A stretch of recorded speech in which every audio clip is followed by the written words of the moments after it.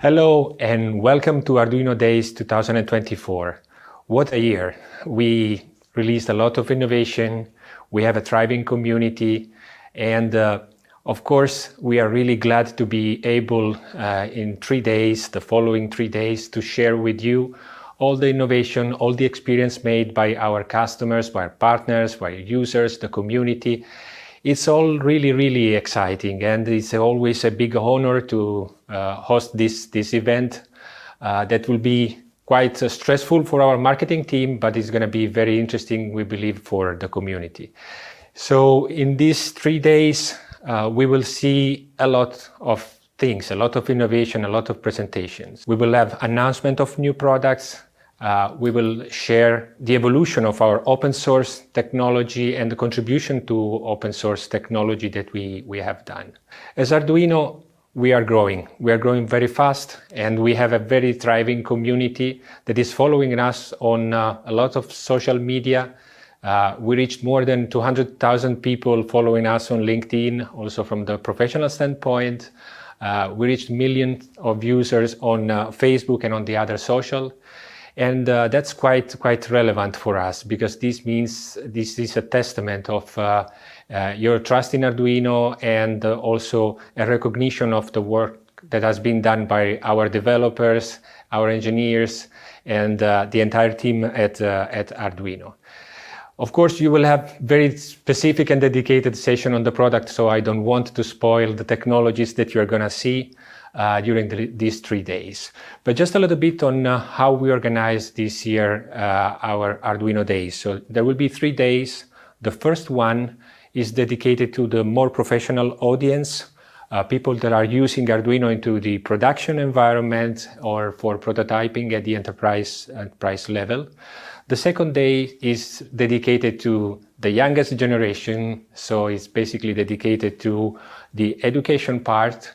So we will have a lot of products, announcement, and experience from educators, teachers, and of course we want students to attend as well and see what is possible and how Arduino can open up the possibility for our younger generations. And the last day is more general, related to the entire community, to our makers, hobbyists, but also people that love Arduino. And we will talk about open source and a lot of interesting topics. So from the organizational standpoint, of course, there is a website that is days.arduino.cc, where you can find all the program and information and schedule up to date. And the entire event is streamed on YouTube, so tune in on YouTube to see the event. Of course, all the material will be available forever on YouTube. And this is very important, so you can also try to watch maybe some speeches that you have missed during the official program. And what we want to, of course, convey to you is that we as a company are trying to innovate wherever is possible and to bring the best technology that is available on the market into your hands. This is what we do every day, working with our partners in the silicon industry. And on the software side, we did a lot last year, adding new partners. You will listen from them, but also contributing quite substantially to the open source ecosystem by joining the Zephyr project, for example, by working on the MicroPython side, working on embedded AI at the edge with our partners. And you will see some examples and some innovation already during those 3 days. So I don't want to spoil the other pitches today and in the upcoming days, so I just want to say thank you really for being very close to us all the time. And we hope you will enjoy these 3 days and stay tuned with us. Thank you very much.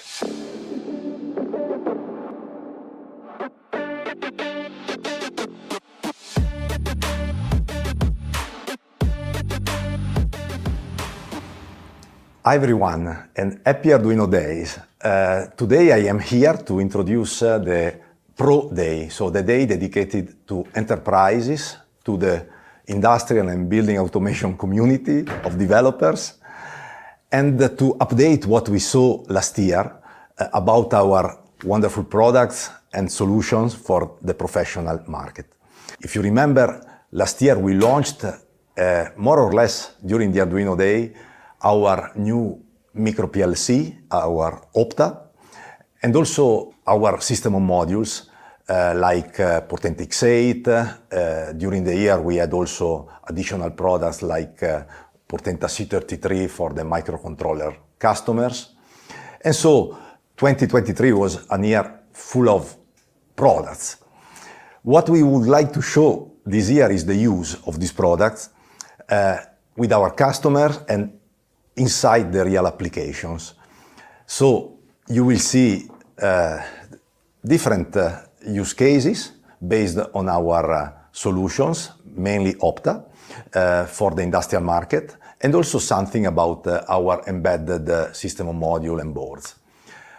You will see examples coming from Europe, example coming from the US. We have a growing presence in the US market, and this means that we have customers using more and more our products there. And this will be a relevant part of the day. We will have also some product news, so something that we are going to launch now, some news about Opta, you will see, and maybe also something about new carrier boards and new development tools. You will see partners. We have technical partners supporting us from silicon, from chip, to software and technical solutions. You will see AI and machine learning applied to our products. This is a growing part of our offer, also related to cloud. And in effect, you will see a lot of cloud, because the professional cloud is a growing platform, more and more adopted to customers from the industrial and professional market in general. We will have also some updates from our R&D. You maybe have seen that we are adopting new solutions also in operating systems like Zephyr, and also this community is a growing one, and we are fully supporting that with our developments and with our team. I hope that you will enjoy all this day, and you will stay with us for the next sessions. Thanks a lot and enjoy.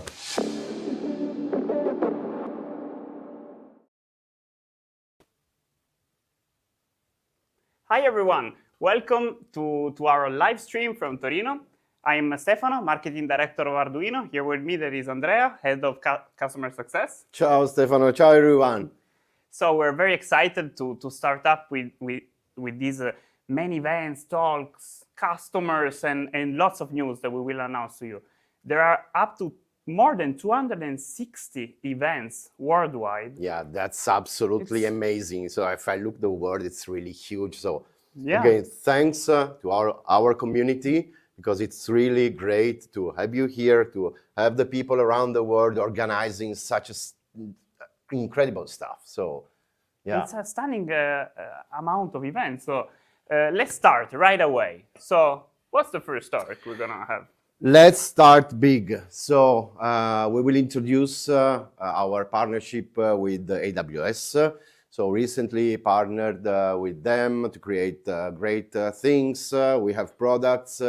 And so I would start to introducing our next session. Let's check it out.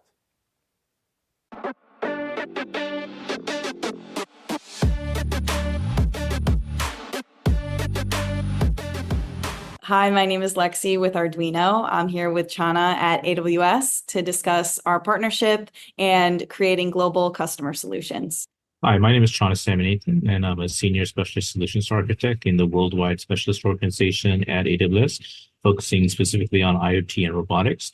This year, I'm actually taking a role as a worldwide tech lead for AWS Smart Home, and I'm working with partners and customers around the world that focus and make things on AWS and making it the best place for IoT workloads as a whole.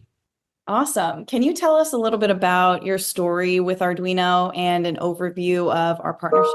Yeah, so I think my familiarity and exposure to Arduino goes back to probably around 2014 or 2015, when as a tinker, I came across Arduino and started playing with it. And I think that's when I really got interested in the IoT realm at that point. And once I came to AWS for, a position and a job, I didn't know that they actually had an IoT concept, for connectivity as a service. And now have taken a worldwide role in IoT for specific segment area or vertical, as we call it. And AWS IoT Core can support billions and billions of devices and trillions of messages on a daily basis. And it could process these messages and route those messages to what we call AWS endpoints and to other services behind the IoT service, both reliably and securely. And we're really excited to partner with the Arduino with the actual hardware, because IoT wouldn't be anything without the actual devices that are, at the edge, as we call it, before something comes into the cloud. Awesome.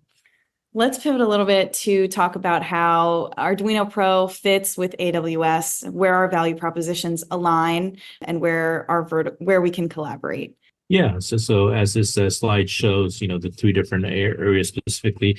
With AWS, we have what we call a consumption model, where you pay as you go model, where you use certain services, a certain number of messaging, and you pay for it. And I think Arduino Pro is aligning to that also, where the cost is very simple, it's cost effective also, and you have the ability to have cross-platform interoperability, where if somebody needs to connect directly to AWS, they can do that. They can also go through the Arduino cloud, if that makes sense. So the other vertical here for innovating faster at AWS, it's all about the scale. How fast can we get the customers to connect into the AWS cloud, start sending those messages, doing a rapid POC? The whole idea here is to accelerate that connectivity time as to be as least as possible. So with Arduino, I think maybe a few years ago, people were saying, okay, well, Arduino's maybe for a hobbyist or a DIY type of person, but I'm really happy that the Arduino Pro line came along, because now, there are customers out there that I'm working with on a regular basis that are using Arduino just to see what they can do connecting into the AWS cloud, using the backend services, and specifically trying out their use case. Because the last thing we want them to do is to fiddle too much with the device itself or the security certs or the connectivity itself. We want them to work on their application, make their application be the best use that they have in mind for that, and leave all the connectivity issues or anything like that to us. So using something like Arduino and either the IDE or the Arduino cloud, along with the Pro hardware, really gives the customer that satisfaction that they're using something that's robust, that's scalable, and there's no vendor lock-in, for example, as you say there. So they can switch to different devices from Arduino and still have that same code base work.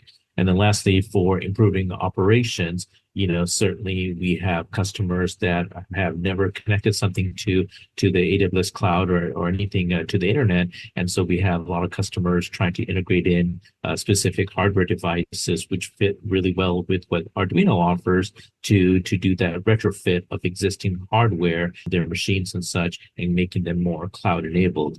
And the whole idea here is basically to reduce the total cost of ownership. And I think with the value proposition that AWS gives in its downstream services, along with the Arduino cloud, we really do that for the customer.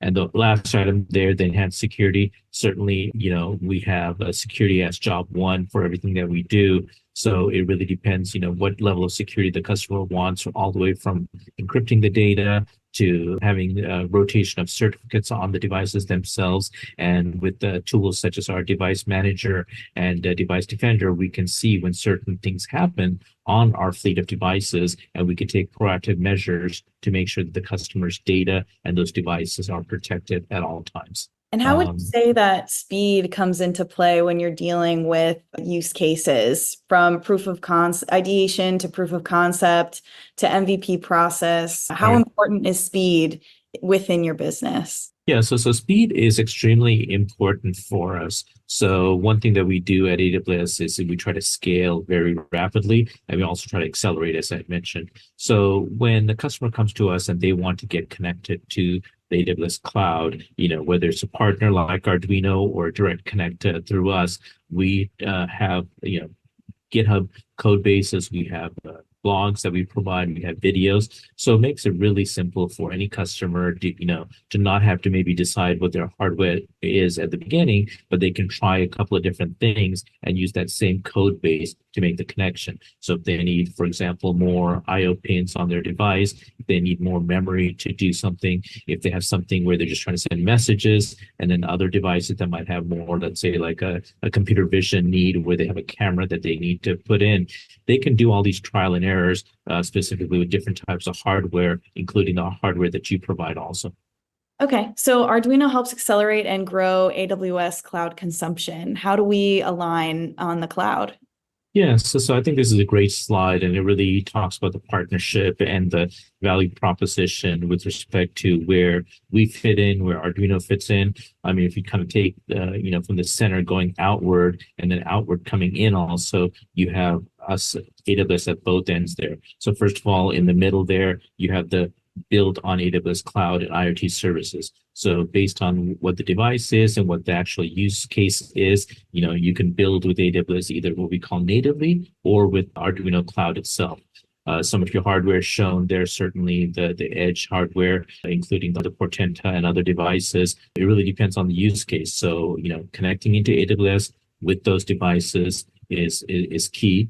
We have certs that we load on those devices. So when that connection is made, that transaction and the messaging is fully secure, be it being encrypted or also having the certs that are protecting the data that's going back and forth.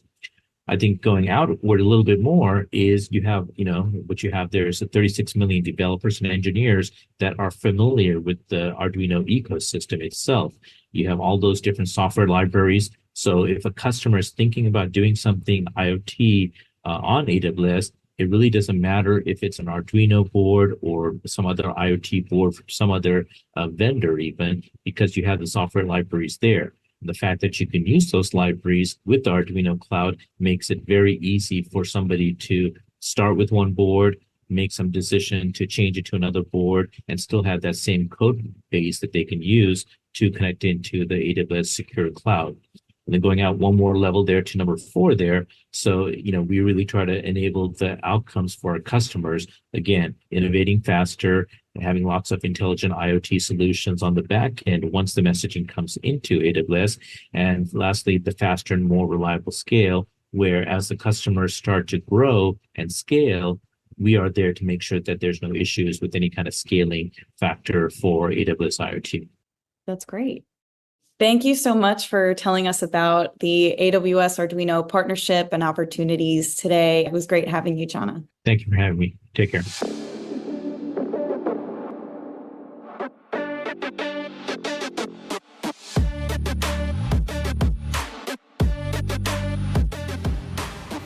Hello, I'm Marcello. Welcome to Arduino Days.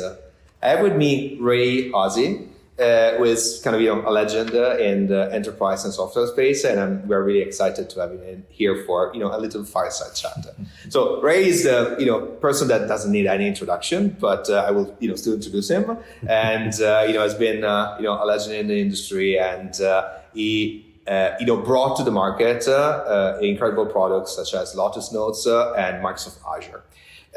More recently, Ray actually founded a startup that is called Blues Wireless. That is doing pretty interesting things in the IT space. So Ray, why don't you tell us a little bit about Blues? Sure. So after I had left Microsoft back in early 2011, there was a project that got started that I became involved in called Safecast. What happened was in March of 2011, there was a tsunami that hit Japan and took out the Fukushima nuclear power plants. And the citizens of Japan were in quite a bad situation because not only did they feel unsafe and worried, they were being relocated by the government from city to city without really understanding the data. Were they really in danger? Were they not in danger? The government wasn't releasing data. The power company wasn't releasing radiation data. They had their hands full trying to deal with the disaster. And so this nonprofit formed by a group of very eager, well-intentioned volunteers to deliver open data through citizen science techniques to the people of Japan. I had many, many friends and colleagues in Japan, and so they called me in as part of this. And it was an extremely great project. Not only ultimately did it collect an amazing amount of data and continues to do so to help the citizens, but I had not programmed. I'm an engineer by training, but because of the success of my companies, I had to stop doing development, engineering, probably back in 1996. But with this project, I got to get my hands dirty again, building, using Arduino and various off-the-shelf parts to build a little mobile radiation measurement device called the BGAIGI. Tremendous experience. One of the things I learned, though, is that trying to do backhaul connectivity from these devices can either be incredibly easy, like if somebody uses a small Wi-Fi module to upload, or it can be next to impossible. If you have a low-power device that's operating on solar panels with cellular, there are just many problems to be solved, from dealing with power management of cellular to getting a relationship with a carrier, to getting your device certified. There are just a lot of challenges. And so what I set out to do starting at that time was to try to find a way of stepping back and reinventing the communication stack in such a way that you could use commodity tool chains on the cloud side with using basic skills, and use normal, regular firmware techniques that you would do to measure the kind of data that you would. And we would essentially build this little data pipe between the device and the cloud. And so that's what we've done. It takes the form of a little card that you would embed in your device, in your Arduino device, that takes JSON commands in, and then that JSON, as if by magic, comes out of the cloud, and you don't have to buy cellular. It works in 137 countries. You just insert this device, and it works. That's awesome. So you mentioned that you prototype, right, on Arduino. Absolutely.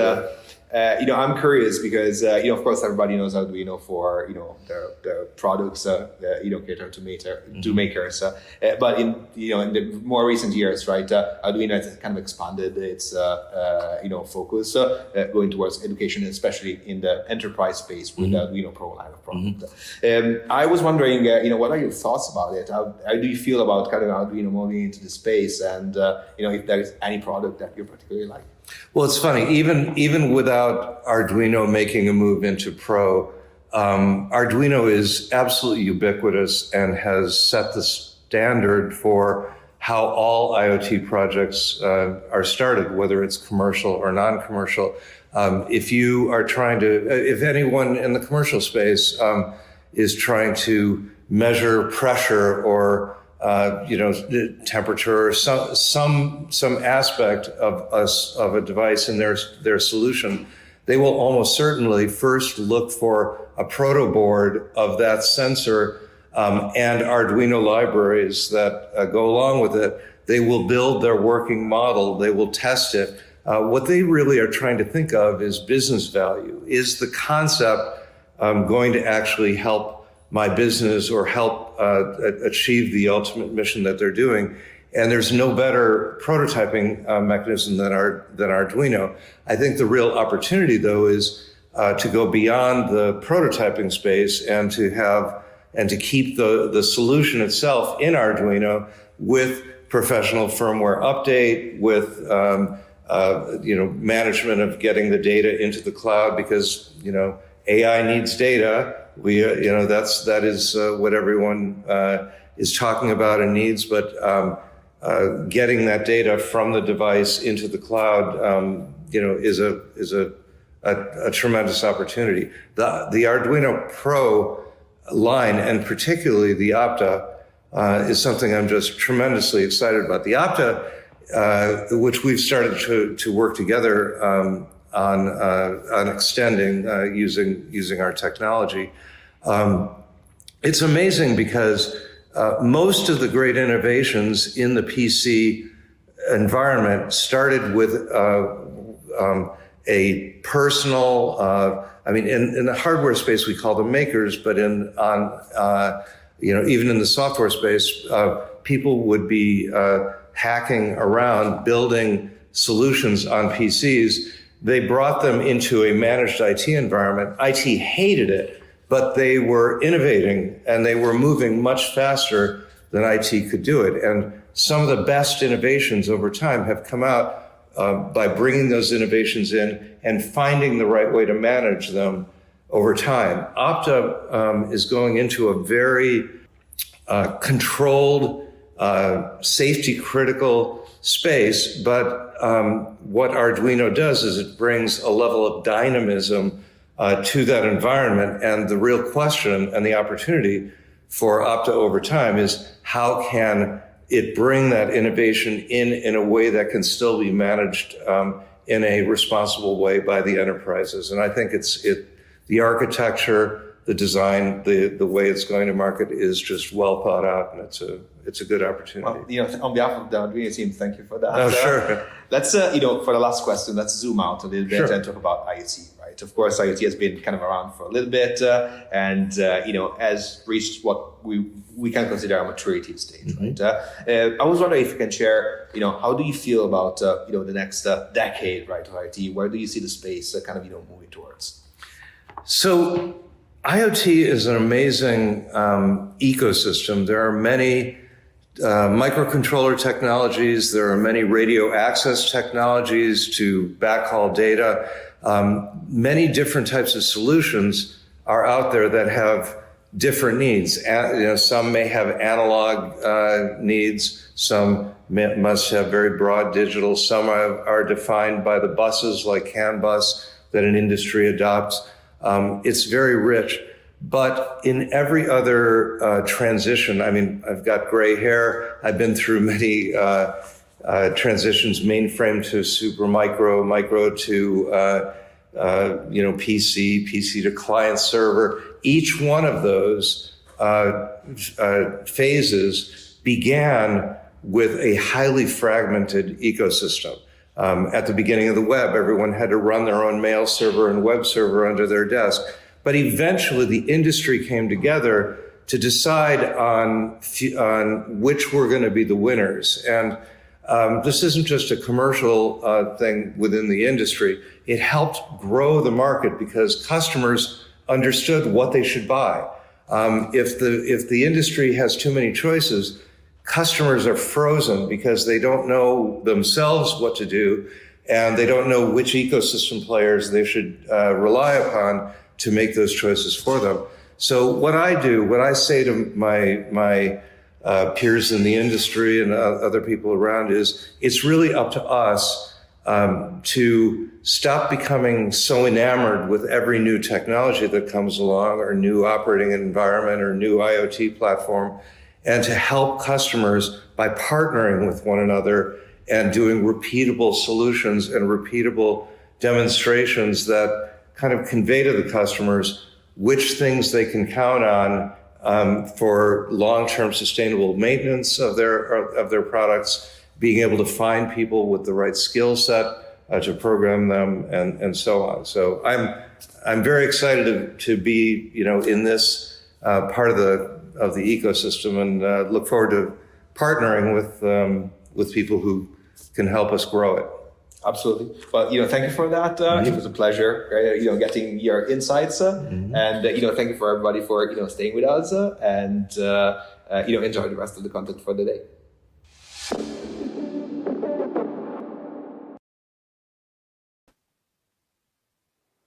So do you remember some days ago when we had dinner with Ray and the Blues team? Yes, absolutely. It was a great time. So we heard about, from Ray, a lot of story, and, we felt, the passion and how it's amazing, how it contributes to the technology and how he's passionate about technology. Yeah, we heard so many stories from back in the days. I loved hearing about his technology collection, many vintage pieces, Yes. So thank you to their team for visiting us. Also, we have great news from Blues. They are releasing today an Arduino compatible Note carrier. So check it out at blues.com. So now, going forward, let's talk about a topic that is very important for us. Sure. So today, in order to develop a proper IoT stack for commercially ready solutions, tech companies need to acquire deep expertise in device, hardware, firmware, communications, cloud. The cloud software is very complex scenarios. So companies with big production volumes, they get significantly more benefits from system on module designs compared to chip down design, right? So how do customers can shorten their time to market and focus their effort on their business idea? Yeah, basically the system on modules or the SOM approach, it's really a great way to shorten this time, because basically customer, they don't have to face all the issues from a chip down design, meaning that they have to start from scratch, adding a single component to the board. And so if you think about how it's difficult, to start from a white page, while the SOM will help really a lot because they contains everything that are needed, that is needed for starting their project. So if you think about that, this SOM contains everything. So this is the X8. We have a lot of SOMs in our offer portfolio, and really can boost the project at the initial stage. So what does it mean? That basically the companies can create business in a really shortened time. So basically, this is the brain, and you can make it interact with your custom electronics connected in on top. So you focus on your electronics, correct? But how do you design a carrier board? Yeah, what is a carrier board also? Yeah, absolutely. The carrier board is a piece of hardware that connects to the SOM and basically contain what I call the last mile. So all the controllers or the components are just some pluggable connectors that are needed for connecting into the field the entire application of the customer. So this is an example how it's easy to create a snap the SOM, the system on module on this carrier.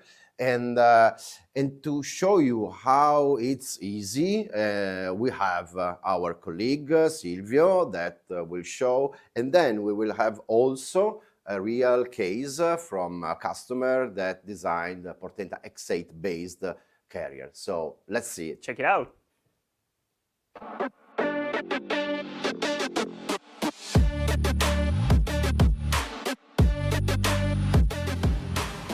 Hello, I'm Silvio from Arduino, and today we are going to see how to design a Portenta carrier like this one, the Portenta X8 Carrier. On our Portentas, we have high-density connectors, which are connectors with 80 pins each that allow the designer to connect a Portenta to a carrier, which is a board on which the Portenta can be connected. Again, like this one. In an operation in this fashion. We can take the carrier, take the Portenta, and then join them together using our high-density connectors on the boards. On our Portentas, we have two plug high-density connectors. Each of them has 80 pins. On those 80 pins, we have all of the connections with which the Portenta can interact with the carrier, and the Portenta can be also powered from the carrier. On each of the Portentas, the high-density connectors are positioned on the bottom of the board, and they have the same pitch between each other to allow connectivity with any kind of carrier. So, any kind of Portenta can be connected to any carrier. On the carriers, we have receptacle high-density connectors, and they have again 80 pins each, they are two, and they are at the same pitch with respect to the plug ones on the Portentas. When you design a carrier, you need to decide what's the stacked height that you want. So what's the distance between the two boards? Due to the fact that you can buy receptacle high-density connectors of different heights, you can achieve different stacked heights between the two boards. Once you have decided your stacked height, you can then proceed to pick your preferred part number on the Portenta Carrier. All of the Portentas share a similar pinout on their high-density connectors, and all of the Portentas can be compatible with any carrier. When you design the schematic of a Portenta Carrier, the symbols of the two high-density connectors will be the same for any Portenta, but you should remember to check the pinout of the Portenta that you want to use on docs.arduino.cc to check if the pins that you want to utilize on your carrier are available. You can design a Portenta Carrier in 4 simple steps. You can either from docs.arduino.cc download one of our Altium or KiCad templates, or you can, from the same website, download one of our Portenta Carriers schematics and design files. From that, you have a good starting point from which you already get the correct position of the receptacle high-density connectors and their pinout. You can see an example extracted from our Altium template here in this slide, and another example here in this slide extracted from our KiCad example. For any Portenta Carrier PCB, the two connectors will be in the same position and with the same orientation. With respect to the connectors on a Portenta, the receptacle on a Portenta Carrier have the pinout mirrored. Again, this is the Portenta Hot Carrier High-Density Connectors page. In this page, you can see that we are using the majority of the signals and the power rails to connect our Portenta to the Portenta Hot Carrier, power it, and using its signals. That's it for today, guys. Happy Arduino Day and have fun designing your carrier.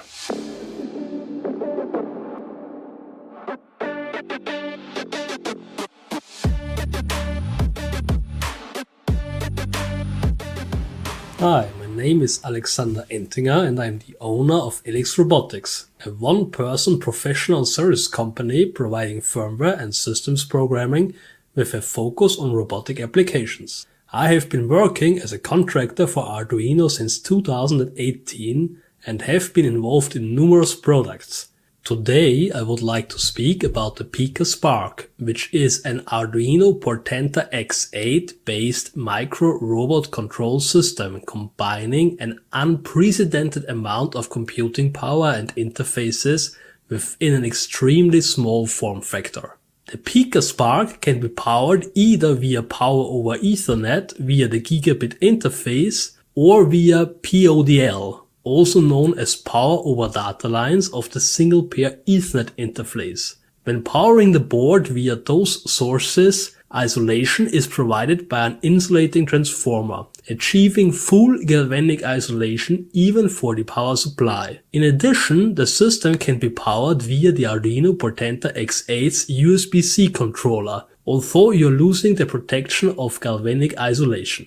So, what can you do with a Pika Spark? During this presentation, I would like to demonstrate 2 different applications, with the first one being a demonstration how to control Robotis Dynamixel servos via Pika Spark's RS485 interface. RS485 is a differential, multi-drop capable bus which makes it an ideal choice for connecting a wide range of computer and automation systems, leading to RS485 becoming the bus of choice for legacy industrial control systems. I would now like to explain how to use the Pika Spark's RS485A interface, which is directly connected to the Yocto Linux running IMX8 application processor of the Arduino Portenta X8, for controlling and configuring multiple Robotis Dynamixel MX28AR servo motors.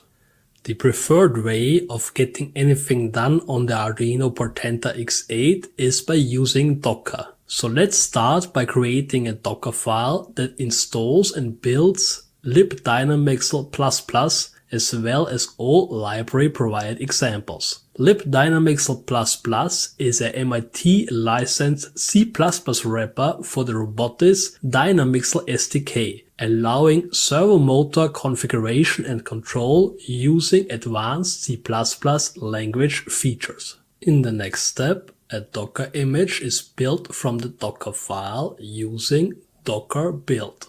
Next, we need to grant read-write access to the RS485 interface for our newly created Docker container. This is simply done by granting read-write access for all users, groups, and others. Note, a better solution would be to add our own user to the group that owns the /dev/tty mxc1 interface. As a final step, run the newly created container passing the RS485A TTY interface via the ---- device parameter and execute the ping example program passing the interface name as well as the desired baud rate as parameters. This example is broadcasting a ping command to all servers and subsequently collects and prints the IDs of all connected servo motors. This example program first determines the IDs of all connected servos and then simultaneously turns on and off the LEDs of all connected servos in a periodic pattern. The final example program first determines the IDs of all connected servos and then sets a randomly generated goal position for each servo. In the end, the current server position is read and printed to the shell. As a second application of the Pika Spark, I would like to demonstrate how to obtain the board's attitude and visualize it via ROS using the onboard BNO085 inertial measurement unit. The BNO085 9 degree of freedom IMU provides both raw access to the internal gyroscope, accelerometer and magnetometer data, as well as performs on-chip attitude estimation for directly providing the chip's orientation in quaternion form. As you may remember from the previous demonstration, the preferred way of getting anything done on the Arduino Portenta X8 is by using Docker. So let's start by creating a Docker file that builds and installs the Pika Spark BNO085 driver in a Docker image that already contains a raw space image. The Pika Spark BNO085 driver is an open source BNO085 user space device driver, which is used for both configuring and obtaining measurement data from the IMU, as well as streaming the received IMU data via ROS messages for further processing to other ROS nodes. Furthermore, we will use RVIS2, which is a Swiss Army knife for visualizing ROS data, for displaying the current orientation of the IMU on board the Pika Spark. As can be seen from the Docker file, a simple start script called start.shell is copied into the image, which serves to navigate to the location of the BNO085 driver within the container and run it. In the next step, a Docker image will be built from the Docker file using Docker build. Now it's time to enable the GPIOs and the SPI interface used for communication between the Arduino Portenta X8's IMX8 application processor and the BNO085 IMU. As a final step, Docker run the newly created Pika Spark BNO085 driver container, passing the SPI interface via ---- device /dev/SPI dev 0.0 and passing the GPIO interface via mapping the sysfs GPIOS interface into the container. If you want to stream network data out of the container, and we do want that since we want to visualize it via RVIS2 on our development computer, ensure that the X8's network stack is not isolated from the container by passing ---- network host. You can verify that data is being received on your development PC by checking the output of ROS2 topic list and ROS2 topic echo/IMU.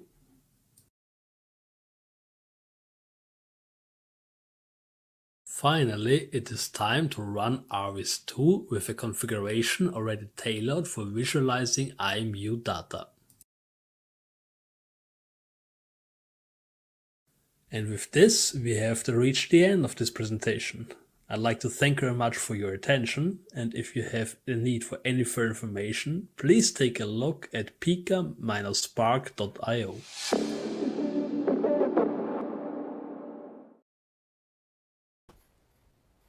And here we are back from Torino in Arduino's offices. So, Andre, did you see how many comments in the chat from how many countries we have? Yeah, that's absolutely amazing. So it's really amazing to see, different countries from Indonesia, India to US, Italy, Belgium. So really all over the world, we have a lot of countries connected. Oh, so yeah. I'm really impressed, really impressed. So thank you for being here, and you're at the right time because now it comes one of the important announcement of the day. So now we're going to talk about one of our recent most successful professional product. Do you know what I'm talking about? I'm thinking about the Opta. There you go. So can you please remind, well, for those who don't know, that's a micro PLC released, 1 year and something ago with lots of capability, computational power. You can program it with, PLC languages as well as Arduino. But can you please remind me how many output does Opta feature as of today? 4 outputs, 4 relays, at rated 10 amps. Okay, so what if I needed more outputs? You got covered, so let's see. Okay, so in the next talk, Arduino and Finder's product managers will tell you something very interesting. Check it out.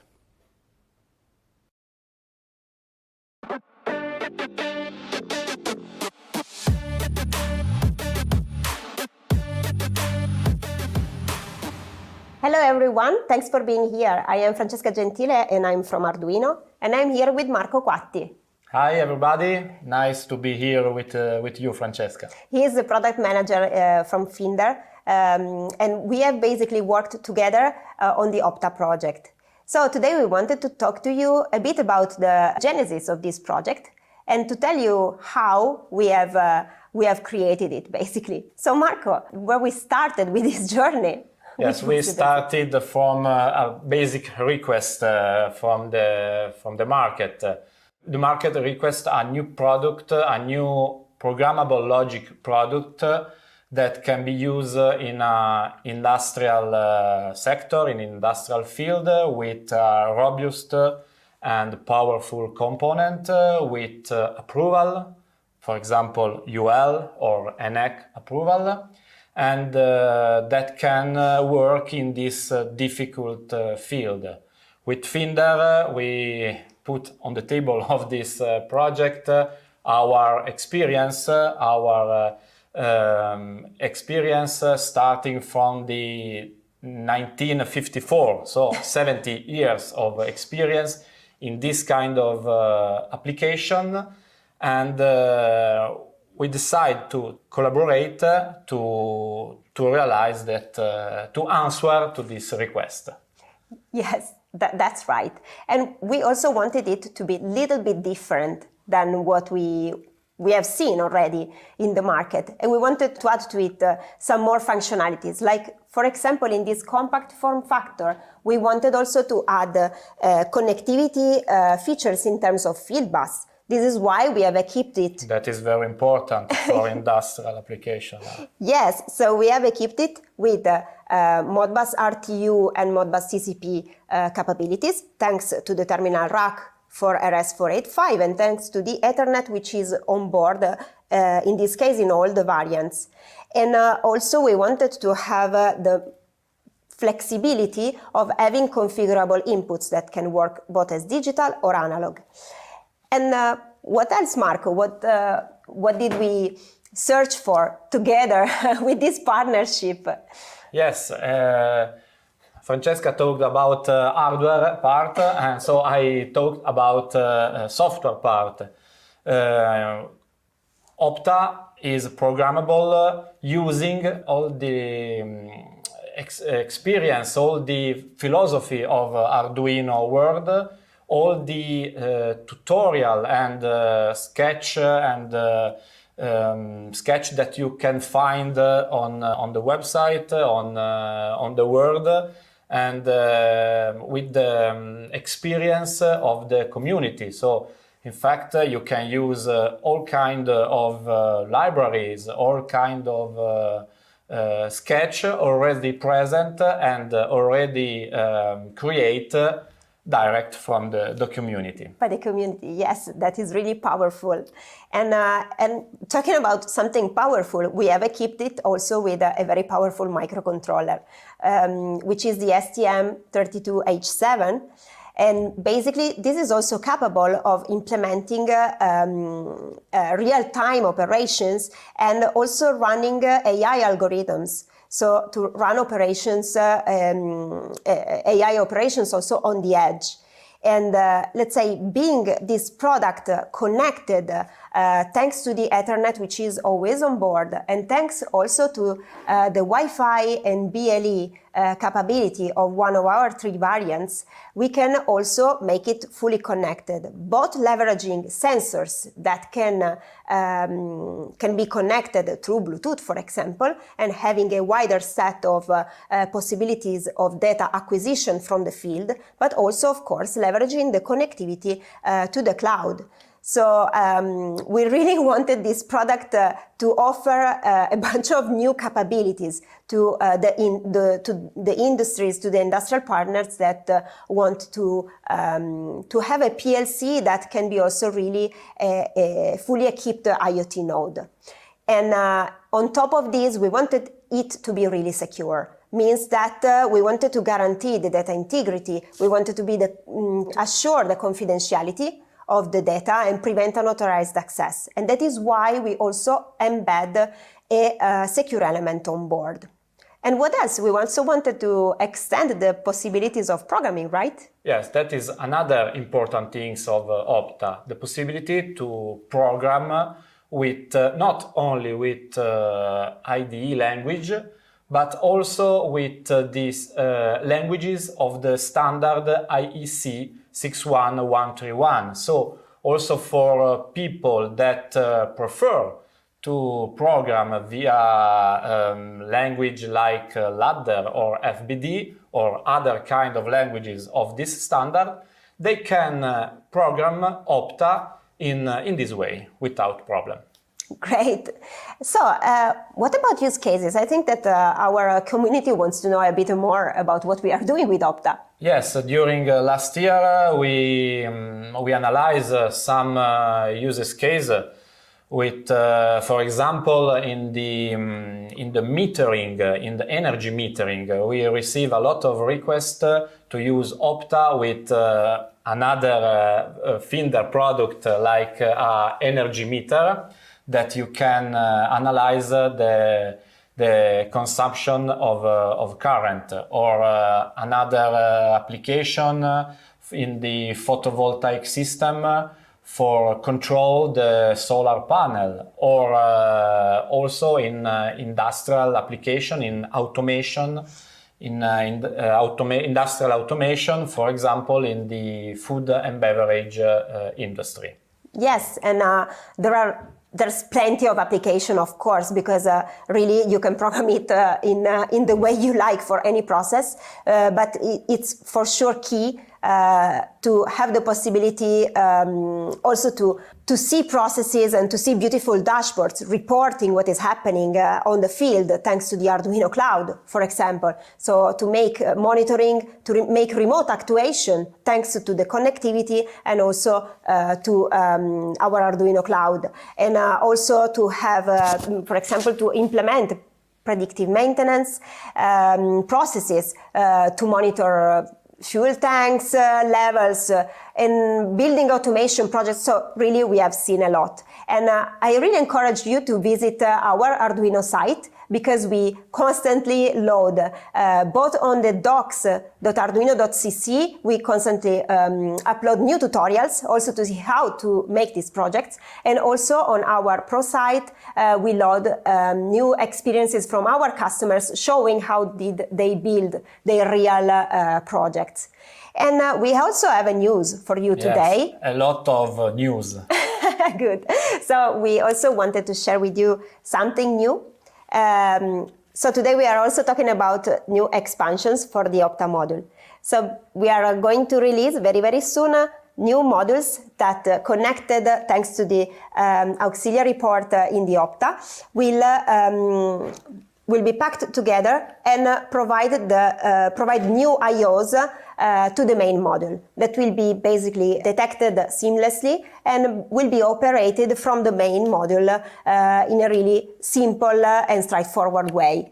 So what we are presenting today are 3 new modules that are what we call the digital modules, that have basically 16 inputs that are programmable inputs, same type as the Opta main module, and 2 types of digital outputs that are relays, in one case electromechanical and in the other case solid state relays. And what we call the analog variant. The third expansion for analog input and analog output with 0-10 volt or 420 milliamps or PT1000 probes, and with analog output and PWM output. So with these expansions, we will offer new possibilities in terms of many more devices to actuate, or to, let's say, or many more inputs to get for the module, or also different types. So we really thank you for being here today, and we hope you have enjoyed. For any curiosity that you may have, we encourage you to visit our websites. And for now, that's all from our side. Thank you very much for being here, and we really wish you a great Arduino day. Thank you, Marco. Thank you to you, Francesca. Bye-bye. So we are back in Turin. So, Stefano, I saw before, but what's that? So this is an Opla kit. It's very fun maker product that allows you to build custom IoT devices with full control over the processes and your data. That's it. It's quick and fun to start using it, because we also provide 8 fun projects that you can use on that. So in this configuration, the device is blinking every time that someone downloads the Arduino IDE. So you are saying that every 3 or 4 seconds, someone downloads IDE? Yes, absolutely. It's a very appreciated software, open source software. We're very proud of it, and it's widely used globally. Absolutely. That's great. So coming next. Yeah. There's another great customer testimonial from Grand Rapids, Michigan, USA. So Steelcase, it's a leading manufacturer of furniture for offices, hospitals, and classrooms. Steelcase furniture is inspired by innovative research into the workspace design. And our colleague Madeline visited them a few days ago, and here's the talk.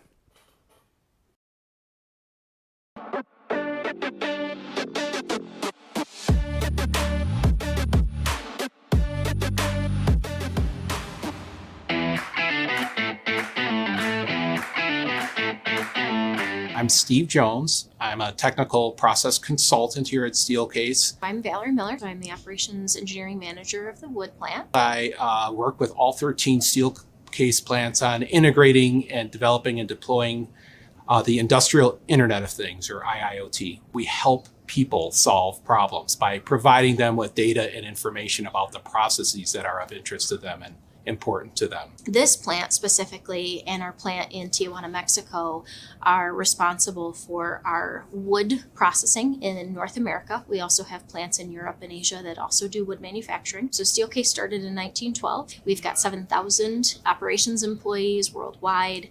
We have 14 global manufacturing facilities, and we have 13 regional distribution facilities. I've been with Steelcase for a little over 6 years, and in 2019, we started to kick off a lot of our reinvention of how we produce our laminate product within the factory. We essentially created a digital twin to mimic the processes before we even ordered equipment. So what it allowed us to do is it really allowed us to start to do some of that what would happen if analysis ahead of even saying with the equipment supplier, here's what we want. And IoT really allows us to take that information as it's running in real time and interpret that into, what happened at the time of a product being produced, what could we have done differently, what do we want to continue doing more of, so that we get a little bit smarter in our core problem-solving activities that have always really existed within the plant. When an engineer approached us and said, hey, this machine has difficulties on occasion. It's a legacy device. It's an oldie but a goodie, let's say. When we don't use it that often, but when we use it, it has to perform well. And when he asked us how often the machine is not performing the way that we should, traditionally you'd get a person out there with a stopwatch and a clipboard, but it could be days or weeks before they might see this issue arise. And we were able to wire in the Opta to this device and capture the signals that indicate that the machine's not performing exactly the way that it should be. So Opta is a small PLC, very cost effective. It has digital inputs and digital outputs, analog inputs, outputs, everything that a regular PLC would have. Currently, we have it on a D-stacker machine here in the plant, which just basically takes boards and that are in a stack and unstacks them and puts them on a conveyor for further processing. We have sheets of laminate, we have flitches of veneer coming to the plant, we have particle board then, and we lay up essentially a sandwich of a surface material, a particle board material, and then a backer material to create an even construction that we then process through different sizing, squaring, machining operations. And then what happens after that is they enter our distribution network and then essentially go to a dealer for customer install. So we recently introduced the Opta here and monitor the signals, and we convert them to these things that tell us about the machine, like I'm in a state of down, or I'm maybe starved, which is waiting for material, or I'm blocked, I can't get rid of material. So we wire the Opta into machines into the signals of these machines that provide us with that kind of information. So once the engineer came to us and said, we want to know how often this specific thing happens, we go to a controls engineer and say, are there electrical signals within the machine that indicate when this specific problem is occurring? And we want to capture that. And the controls engineer will mark up the electrical drawings for the machine and say, tap into these signals, and then you'll get exactly what you're looking for. Then we gave the prints to an electrician who wired the Opta into the electrical panel. And then from there, we did a little programming, and we were able to get the device, the Opta, to send exactly the information that we need about the state of the machine. We have a variety of dashboards that we have available. We developed those with a tool called Tableau, where it accesses a database that we have of all our IoT events. That data populates dashboards that can help people understand and come to their own conclusions about whether the machine requires further attention or not. So there are millions and millions of events that happen on the shop floor every day. And there are some events that are very, very critical for us to understand, to have visibility to. And that wasn't so easy to do a decade or so ago, but there's these new tools, these IoT tools becoming available that are much more cost effective than they have been in the past. I started right out of college. I always expressed interest in building things and seeing things. And I saw a lot of opportunities too. And since I'm a big fan of math and science, I became an engineer, and I went into manufacturing engineering as a discipline, and more specifically control systems engineering. I've started working in factories at pre-internet times, and you can imagine how things have changed so significantly. And the technology now is available to do things that were never imaginable before. First time I ever used an Arduino was with my kids. They expressed interest in electronics things. We were soldering some things at one time, and we started doing some projects with Arduino, simple things like pressing buttons and lights going on, or combinations of buttons, or little dials and watching lights go on and off, or fans and things like that. And that was my first really experience with Arduino. We were at a trade show in Detroit, and we walked past an Arduino booth, and I thought, that's interesting to see at an industrial automation trade show, an Arduino booth. So we stopped by, and the person in the booth said, do you know about our Pro line products? And I said, no, we didn't know. And they told us about a couple things, but it was the Opta that caught our attention. And when we heard that it could do some of the things we need for IoT, we were very excited. We're still in this arena of Industry 4.0. And Opta fits beautifully into that, which is an embedded system, connects to the internet, uses big data, all these fantastic things. And we're allowing people to look at the results that come off different machines. And they're making those decisions right now about what needs to be done, because there are a lot of people with a lot of opinions. But man, when you have an idea or an opinion and you can support it with data, you can usually get things to happen much more quickly. And we see that quite regularly. We're positioning ourselves also for the time when machines make such decisions. And so I think it naturally fits that AI will be a tool that we'll be using in the future. We use it a little bit right now, but we think if we curate our data appropriately and ask the right questions, it could be revolutionary for us.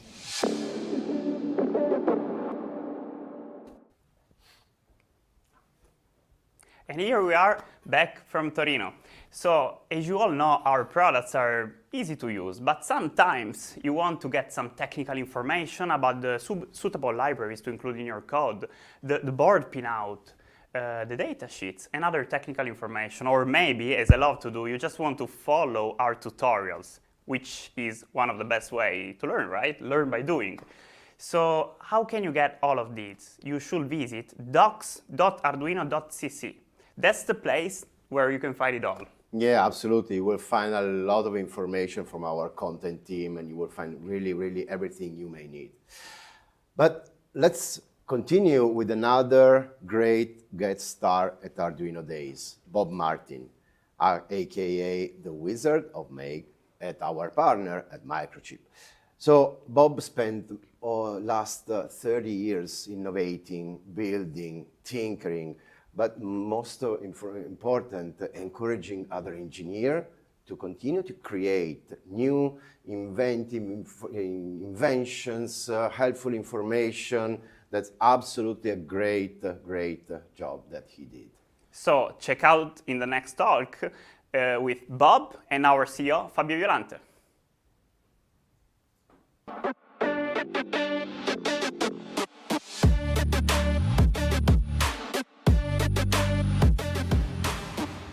Hello, everyone. Good morning, good afternoon, good evening, depending on the place in the world where you live. Today, it's my great pleasure to have here at the Arduino Days 2024 a special guest, a friend, and a legend in the embedded world, Bob Martin from Microchip. Bob, can you please introduce yourself? Yes, certainly, and thank you, Fabio. I was very honored when you reached out for this interview. So for those of you who don't know me, I'm Bob Martin, known as the Wizard of Make for Microchip. That was a moniker that was given to me by the marketing team at Atmel, which Microchip acquired in 2016. And then I met Fabio, I believe, at Maker Faire 2017 in New York was our first meeting. So it's been 7 years of a great friendship. And I am essentially the main liaison, cheerleader, if you like, for the open source Arduino rapid prototyping environment for Microchip. And I am deeply involved again with maker fairs and Arduino and education and all those areas that relate to the innovation and the passion that's in the makerspace. Yeah, absolutely. I think you are basically a strong legend in this world, and everybody in the industry knows you. So it's great also to convey your passion to the new generation that are approaching our world, and it's really amazing the job you are doing. So we can go a little bit more on the technical side, because basically Microchip, for those of you that don't know, I think is just a minority, but basically it's the company behind the microcontroller that has been used in a range of Arduino product and is still used in the most popular, let's say, product from Arduino. So the ATmega platform, for example, is one of them. Also, the SAMD platform is another one. So, but going to the ATmega, because it's very important, I think, can you give us a perspective on why it has been so relevant in this market? What are the characteristics that made it really, really important from the technology standpoint, but also from the user perspective? Yeah, indeed. Yeah. So the ATmega, the 328P, which is what's on the Uno R3, its bigger brother, which is the 2560, which is was almost in every 3D printer motherboard a couple years ago. I mean, the aspects of that microcontroller, it was easy to program. Its architecture is easy to understand, and that's why 8 bits is still relevant. I find, even when I'm working with universities today, in the engineering schools, that a lot of profs still like teaching 8-bit at the beginning. And then just the incredible popularity, because Arduino had succeeded in what companies like Microchip and Atmel and all the other microcontrollers companies had tried to do before, and that was create a usable system where people could understand embedded and remove the horrors of embedded from embedded, and it worked. And just the swell of support and what we call infrastructure and known good code out there is just carrying forward. And this space tends to change more slowly than the technologies on PCs, your laptops or whatever, or things that are involved in the web or gaming and things like that. So, again, the architecture is easy to understand. The peripherals are easy to use. It can program itself, which was one of the key things that Arduino was looking for, and that, to remove the need for an external programmer.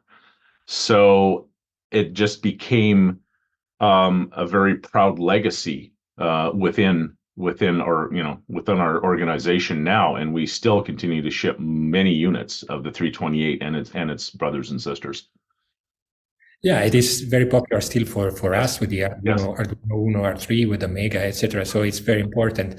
So basically, it was easy to use, easy to understand. So also, let's say in the educational world, probably it's a good way to introduce the new generation to this type of architecture, and can be really understood. So you touched upon programming. You know that we released the Arduino IDE 2.0, and we are keeping evolving that platform. Out of curiosity, are you a user of the Arduino 2.0 IDE? I'm a huge fan of 2.0, and for everybody watching this interview, if you're not using 2.x, it's now 2.3, and I think we're going to talk a little bit about debugging. It is you need to use this IDE. I've been using 2.0 since it released. And the first couple releases had some had some bugs, which we all expect, but now it's very mature, and that combined with the CLI, the command line interface, is for the advanced people who want to sit there and use your own favorite editor. But again, with the debugging features in 2.3, it really is a very mature modern platform to develop, and I use it daily in developing projects, internal projects helping out my education thing. But yes, it's definitely a large improvement and should be used by everybody now. Thank you very much, for using it and also for contributing to continuously improving the platform. For us was a big bet. I remember I did an interview, and I promised that we will improve the IDE radically, and we will release debugging. And when I saw out the news that we released officially the debugging capabilities, I was really proud of what the Arduino team did, honestly, because it's a promise that we kept and we delivered. So glad to hear that. Touching upon a little bit the education, because I know that in your spare time, I don't know when you can find time, honestly, you do a lot of give back to the community and to the educational world. So you're located in the Bay Area, so a high-tech area, but not all the people in the Bay Area have the same kind of access to technology. So I think your effort is, double appreciated, because at the end of the day, you're giving a lot of knowledge and passion and probably components and your own stuff and material to support the schools there. So can you tell about a little bit what you do, and we can start talking about a little bit the education landscape. Mm-hmm. Yeah, certainly. So I've been passionate about education as well, and growing up, I used to take apart my toys and learn how they worked. And so that's where this whole maker, take it apart, build it yourself thing came from. But again, education is a very important point and a passion for me, both personally and professionally. So I work on multiple levels within the Bay Area. Formally, I'm on the Academic Council for Microchip, which is a new organization as we try and up-level our formal education interaction. I also work with local universities and actually universities all over North America, really, to help electrical engineering schools either level up or improve or extend. I'm seeing lots of interest in a very maker-like approach, where instead of a whole bunch of theory, it's like we learn something, but we blink an LED, we turn on a motor. University of Sacramento right now. I'm working with them. I'm running capstone projects with Arizona State University, ASU. I adopted a capstone program for University of Pittsburgh, and I'm also running one out of University of Colorado in Boulder. But at a more ground level, I'd helped or I had co-founded a nonprofit about 6-7 years ago that really focused on the underprivileged high schools in the Bay Area. And we were taking advantage, well, that's the wrong word. We were using the resources available to us on community colleges, on student, those university or college level kids, to help mentor high school kids that were interested. And these were, a lot of these were underprivileged high schools, or high schools that did not have a large technology budget. So a lot of it was volunteer work. And I'm still working with a high school right now. As a personal project, we're putting together an air quality and weather station system, and hopefully we will be able to expand that into all of South San Jose high schools. So that's kind of exciting. That's really amazing, Bob, and it's a continuous effort that you are doing individually, but also as a company. And I think this is fundamental for the future of our society, because we want people to be active in developing technology and not just doing video games from 8 in the morning until the very end of the evening. So we are a little bit short in time. I have a final question that is related to let's say the cloud part. Mm-hmm. And of course, the world is evolving. These projects, even probably the weather station in the schools, they are connected weather station. So, are you using the Arduino Cloud? Yes, I'm not currently. I fell off the Arduino cloud, not because I didn't like using it. And in fact, with this high school and some other previous high schools, I was using the cloud because it was the only cloud infrastructure where I could like have a class, high school class, and teach them to connect to the cloud and actually see data on a dashboard within 4 hours. And that's an incredible, like just time or, time slot to be able to do that. So this weather station, it's using basically a cell modem, an LTE connection off. It's on an AVR board. It's using one of our newer AVR products, but all the software for it literally is only supported in Arduino right now, which is yeah. So and this board, the AVR mini cell, I will be moving it. My next step is to connect it to both the your cloud, the Arduino cloud. There's pure MQTT options, because what I'm finding, especially in the education space, I mean, AWS, Amazon Web Services, and Azure, Microsoft Azure, those are the global industrial scale cloud services. They tend to be fairly intimidating at times for new users. I want something that is more direct, going where they can relate, and like I said, within 4 hours I can have data going up and data coming back down. No, I think that's very important, because the principle of what we do at Arduino is basically to lower the barrier to entry, also for educators and in the cloud. So Bob, thank you very much. Thank you very much for your time. I think we reached the limit time that we were allocated for today's interview. It was a great pleasure to have you here. Probably we have to have more of this conversation, maybe a longer conversation, because your projects are amazing. Right. Well, thank you. So I'll just say, use the new IDE. Come visit me at Mare Island, Bay Area Maker Faire is back. And we have some exciting stuff. We've got some new product coming out that we're going to be showing off soon, but at Maker Faire. The new AVRs are here, and we're going to try and add some debugging into the Arduino IDE, and we have a new exciting FPGA board product. I hate to sound like an ad, but I had to throw that in there.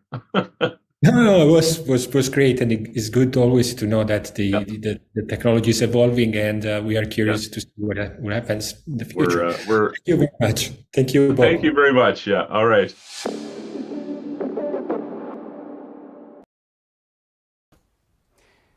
Okay, so here we are back.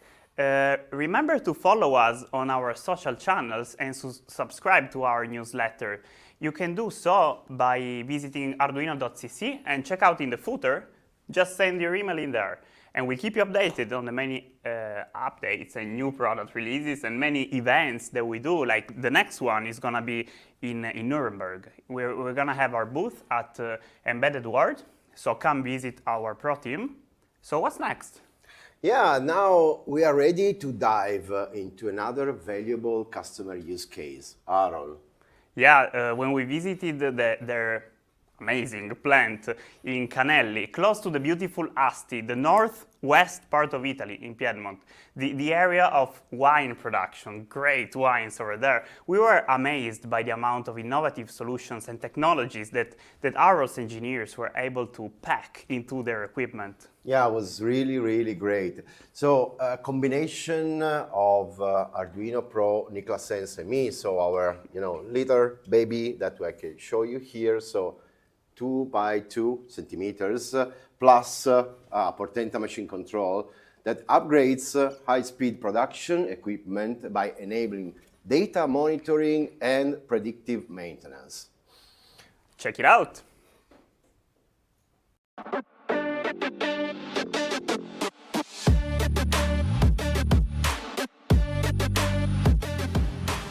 Hi to everybody, I'm Achille from Arduino.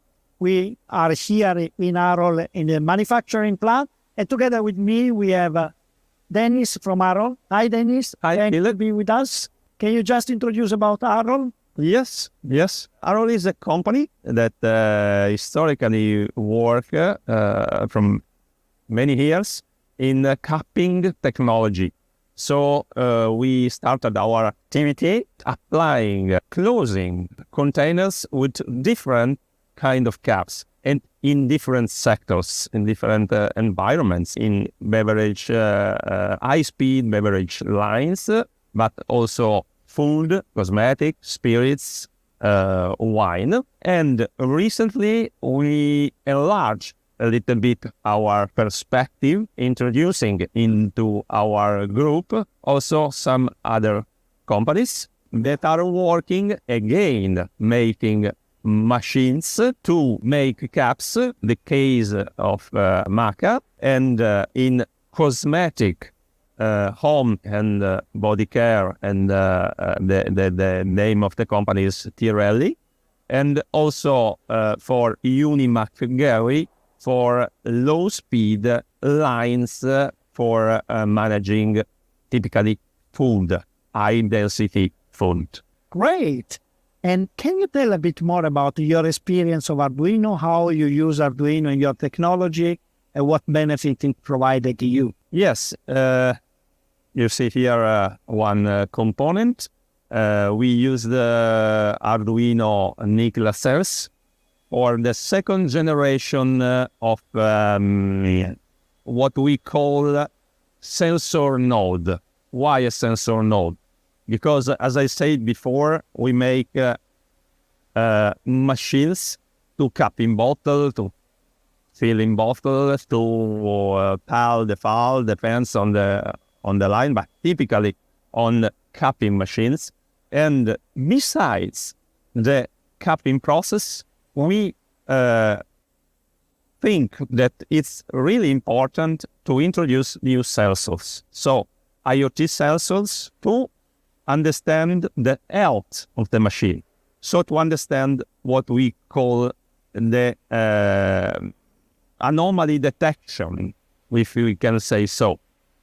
So we make a picture of the machine at the beginning, and during the life of the machine, we continuously sense the health of the machine through this technology. In this case, with NICLA cells, we measure temperature and vibration on each capping station or each part of the machine that we want to control.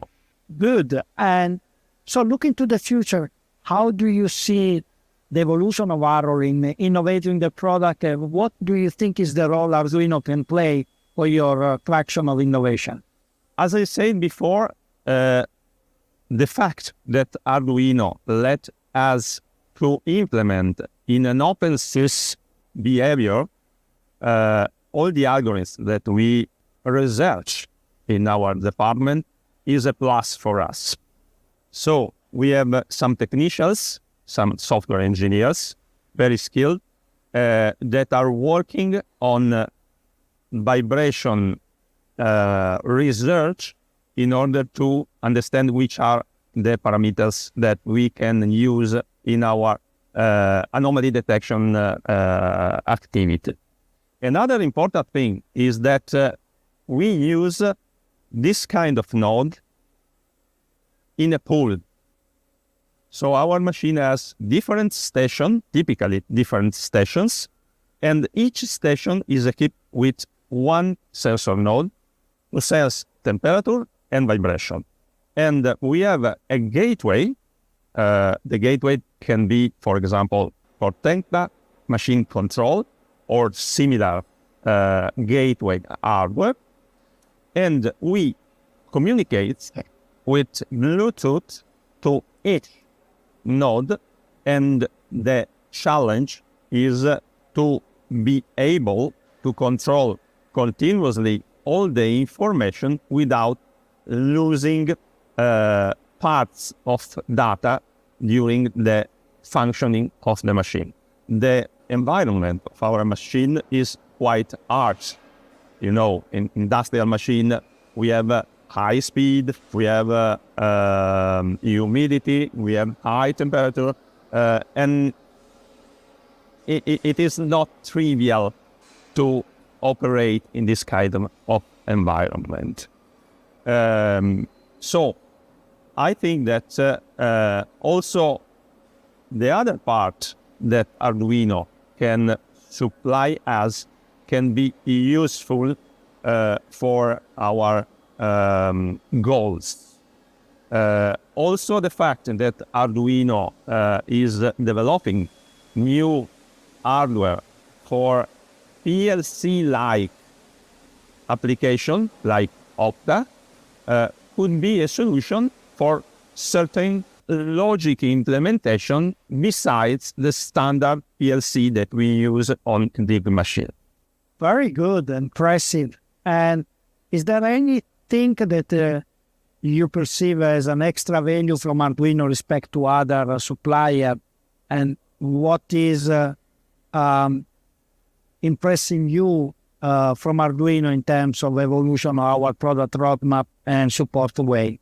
Yes, it's important for us that the board that we found and that Arduino continues to present to the market in the professional line is ready to be used in the harsh environment, as I said before, in industrial application. The temperature range that we have and the fact that is not a development kit is a real board that we can use in our architecture, hardware and software. I think that this is a plus. And the fact that Arduino continues to develop also on the same footprint with different technologies could be a plus for us. Thank you very much, Dennis. Thank you to stay with us. You are welcome. Thank you. Thanks to everybody.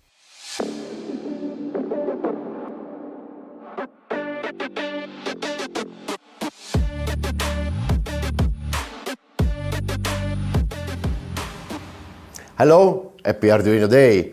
I'm Andrea, and today I will talk about the Arduino Cloud for Business. Arduino Cloud for Business is the offer for enterprise for our cloud.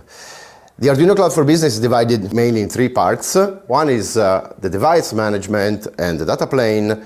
Then we have the code management and features and integration. So on the device management, you can gather real-time data from our device, then send it to the cloud and display using dashboards and widgets.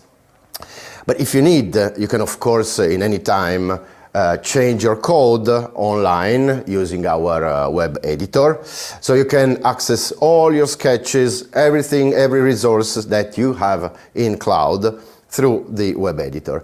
And then of course for the business features, we have some specific and vertical features like deployment, management, monitoring, all your fleets of devices anywhere from your PC, from your application, so with other integrations. So you have the total control of your fleet of devices.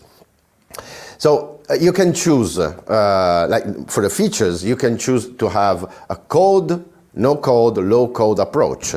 You can see, and I will show you later, that you can onboard your device, send your data, and start building your application without writing a line of code. And this is the biggest part. We want to have a frictionless approach when it comes to sending your data to the cloud.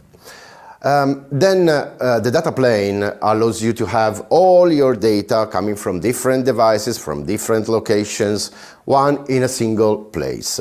In our space, the Arduino Cloud for Business is divided into spaces. So inside your spaces, you can have all your devices, all your sketches, and all your dashboard in a single place. Then, of course, the over-the-air update. So if you have deployed your application, but you want to change your code, you want to add more features to your project, then you can, in a secure way, upload your code through OTA. And then access from anywhere. You can build your dashboard, you can see from your laptop, you can build your dashboard specifically for your mobile app, or you can integrate and you can send data whatever you want. Then we have some specific features like an integrated machine learning tool that you can leverage to build your AI application straight from the cloud and then deploy to your edge device. So you can build, train, do everything you need, so analyze your data and then send to your devices. This is for your business. So this is ready for your business. You can leverage all the different features that we provide so you can build your business on top of our features. So all in all, Cloud for Business is a device management platform. You can securely provision your devices. You can check online, offline device status. You can perform over-the-air updates, and you can also set triggers and alarms, so you're always updated on what's happening on your device into the cloud. Then we have the fleet management, so you can manage your devices, you can filter, you can create groups, you can manage everything starting from your sketch to your device to your dashboards and doing everything in the cloud. Then you can also have role-based access control, so multiple organization, multiple spaces. Inside your spaces you can have multiple devices and have unlimited users. And of course, once you have built your application, your dashboard, you can share it to the different users. And every user will see just the dashboard that you have prepared. And then one of the other more important things is integrations. So when you have your data from your device into the cloud, then you can open up a full set of integrations starting from external services. You can connect external application, getting data from the cloud or sending back after some kind of data manipulation. Or you can leverage our full API set, REST APIs that can be used for doing external stuff, connect to external dashboards, or sending data to some other services, or connect to your premises applications. You have a custom application, you need to mix and match your data locally with the data coming from the cloud. You can use it out of the box. We do provide a full set of instructions for different languages like Python, MicroPython, JavaScript. So in a different ways with different angles, leveraging also the capabilities that you have, you can choose one of the integration services that we do provide. But now let's go into the demo time that is less boring than the slides. Okay, now I'm in my Arduino IoT Cloud homepage.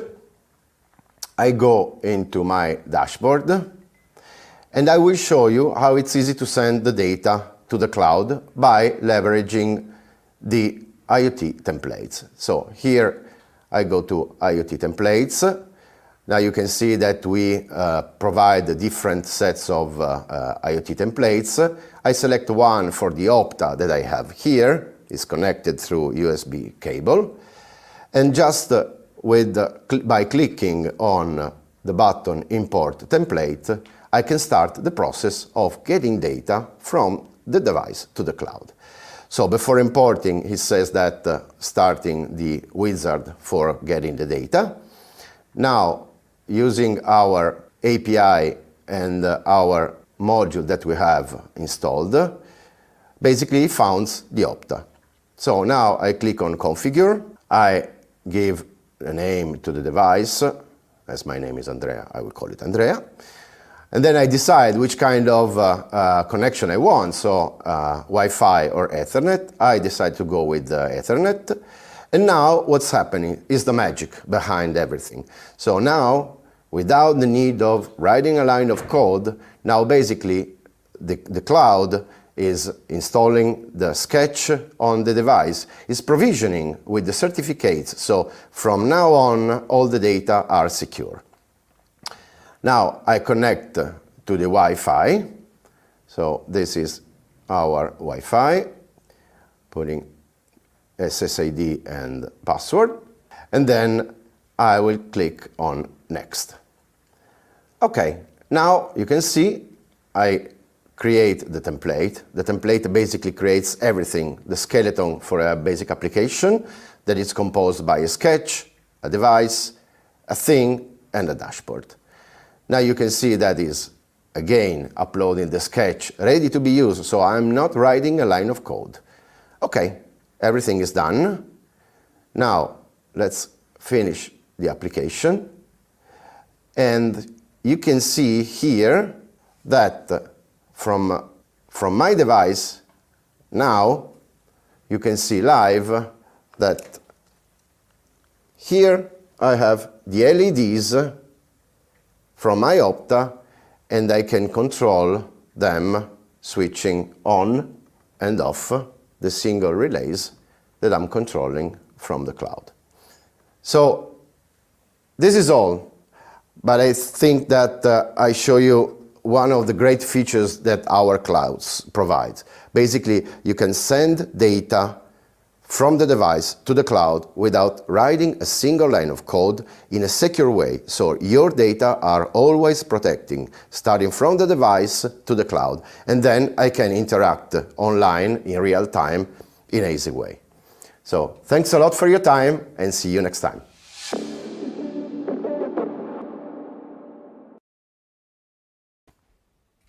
So did you recognize that guy? Not really, not. Okay, so moving on. Well, not moving on, the Arduino Cloud. I really love this tool, and personally I like the real-time dashboards that allow me to create beautiful dashboards that I can monitor from remote, and they look good, right? What do you like about the cloud? Yeah, absolutely. I really love, the web editor, which I use for remote firmware update, OTAs, that are, by the way, our cloud is compatible, of course, with our hardware, with our devices. Yeah, with boards that have onboard connectivity. Yes, right? of course. But the most important thing is that we send the data to the device in a secure way. I really stress this point because security for us is of paramount importance. And by leveraging our secure element that we have on the boards, we establish secure channel right from the ground, right from the board to our cloud. So this is really important. Absolutely. And with the web editor, you can remotely upload over the air your firmware, so you do it securely, right? And it's also very cool to check out your dashboard or whatever you want with the free IoT remote app for smartphones that we provide. So download it from the usual stores. So now we're halfway there in our first day of Arduino Days. So what's next? What's next? So our customer AMB Vapor Monitoring, that is a company based in Michigan, in USA. So their solution enables adopters to monitor their sub-slab depressurization system. It's a really interesting thing, and from any mobile and desktop device. Of course, they are using our Opta connected to our cloud by providing these premium services to their customers. So should we check it out? Let's see it.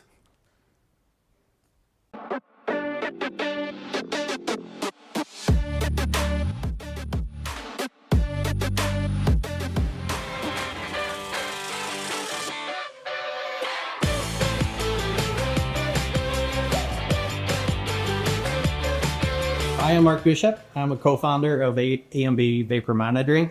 This is my son, Adam Bishop, also co-founder. So AMB Vapor Monitoring provides 24/7 monitoring services for your vapor mitigation systems. Vapor mitigation systems are important for a building to protect human health within that building. If a building is constructed over a contaminated site that has petroleum products or chlorinated solvent products, off gas, and once you cap that with a building pad, those gases can get up and into the building air and create a human health hazard. And so what the vapor mitigation system does is it creates a negative pressure underneath the slab and uses vent risers and a fan to route those gases up and above the building, so then they're not coming in. When you ask, what is AMB and what does that provide for a customer, it really provides them peace of mind. Mm-hmm. This system will take samples every single day of every single corner of that building. Every test location, it'll take a sample reading, record it, and hold that data. Let's say the furthest spot away from this unit is not correct. It notifies us immediately through the app, through the email, saying that there's an issue. It has the consultant's information in there so that they can contact their consultant, environmental consultant, and get action on it right away. But you have to show that it is properly working by collecting differential pressure readings. And so what we're able to do with our sub-slab differential pressure monitoring system is be able to automate that so you don't have to go out to the site. And it also provides a cloud platform to be able to do it from any cellular or desktop device. And that's what the daily monitoring does, is it shows that everything is working as it should.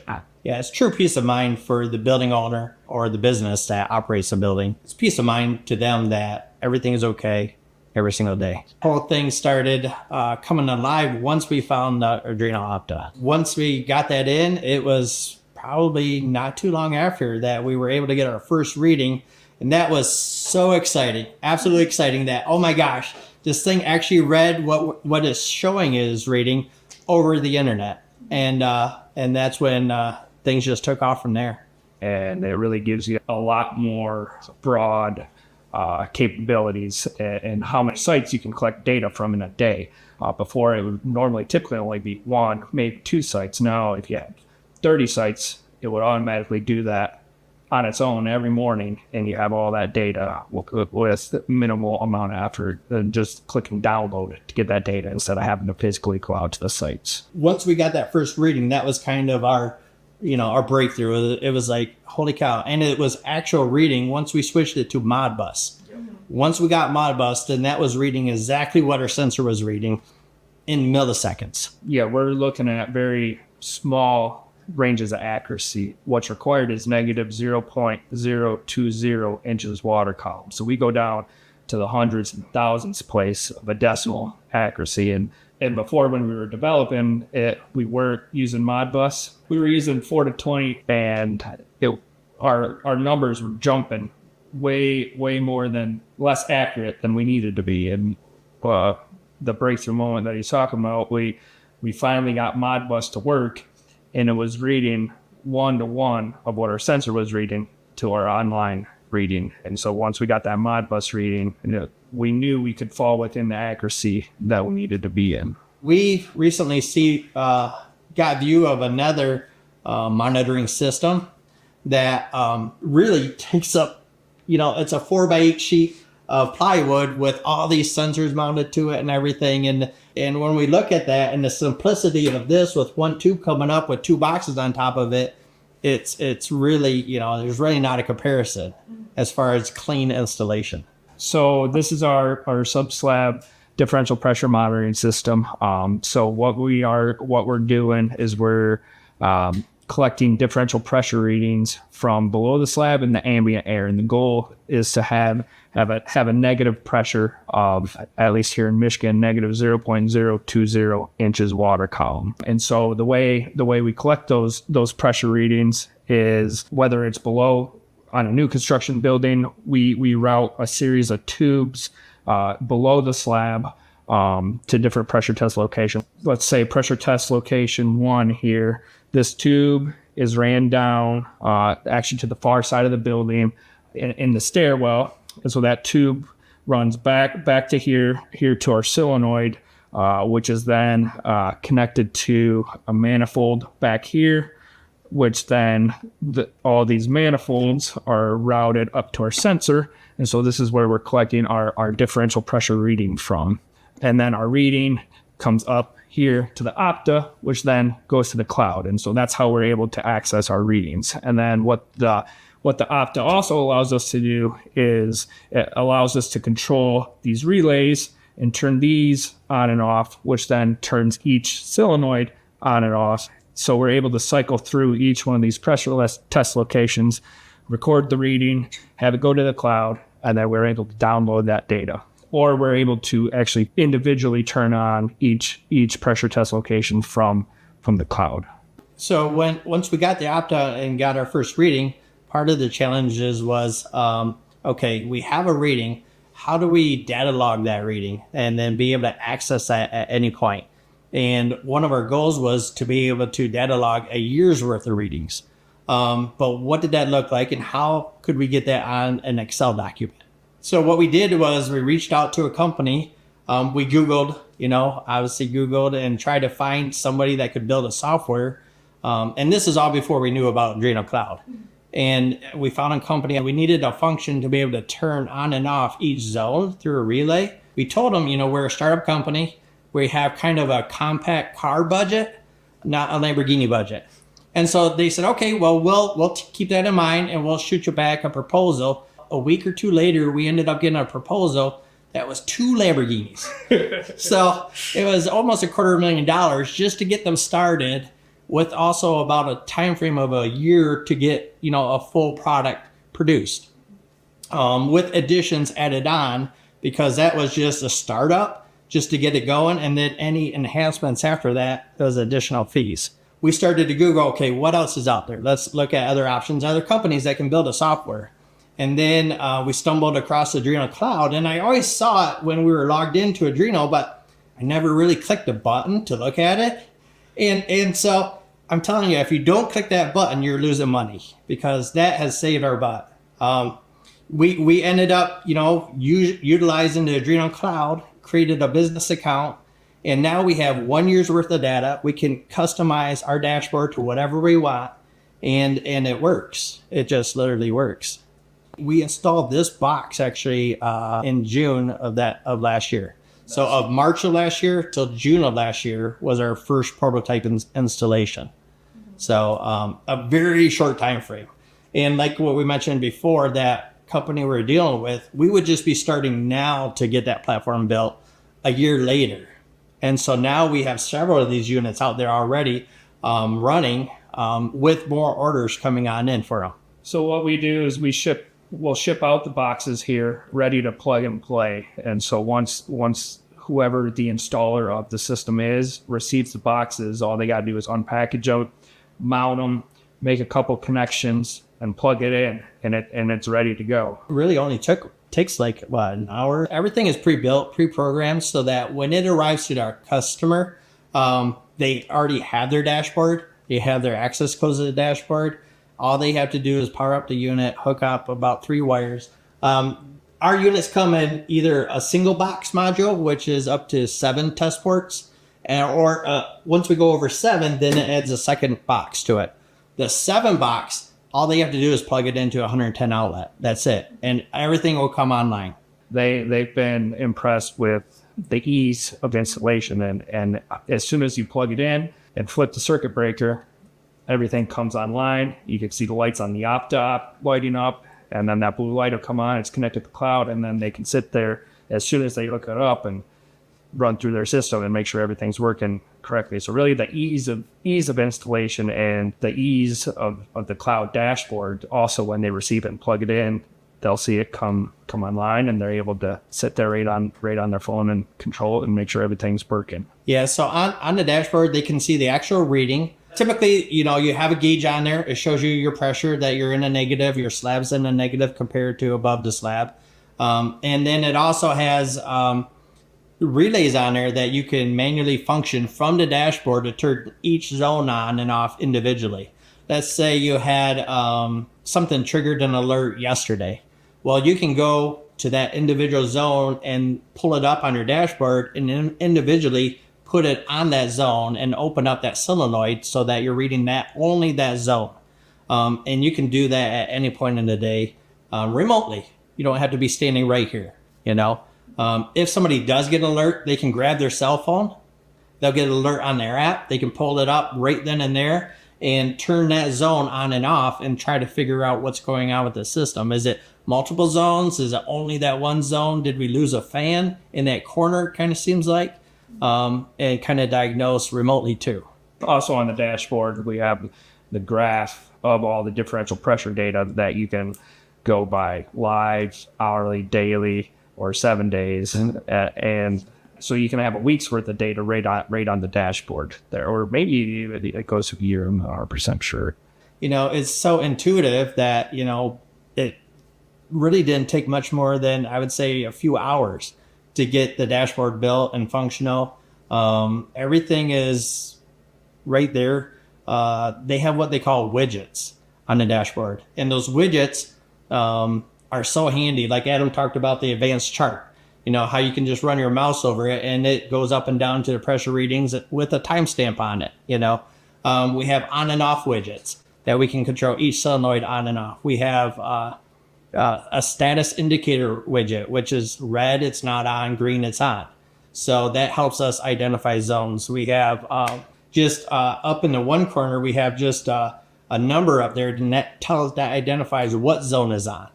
You know, and then we also have a clock that shows what time zone we're in, along with what hour, what's the date of that box right then and there. You know, with all of those widgets that we have available to us on the dashboard, it's pretty much just a drop and play kind of atmosphere. And then we also have our widget that shows the reading. Oh yeah, the dial gauge. Yep. The technical support that we receive from Arduino makes us not even want to look anywhere else. It really doesn't. It's unmatched by any technical service I've ever dealt with throughout my entire career in controls or anything else out there. It's really unmatched. Very, very quick to respond and very quick with any solutions. So. We've worked with Arduino Cloud and we've had a conference call with them and they were so receptive to some of our needs that we were looking to get.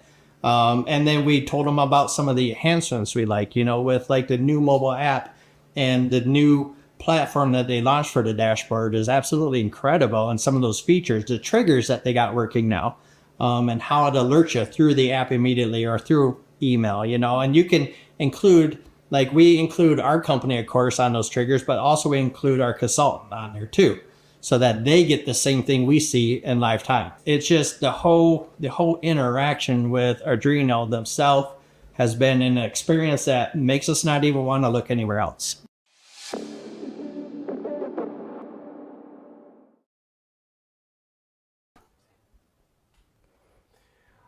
Welcome back.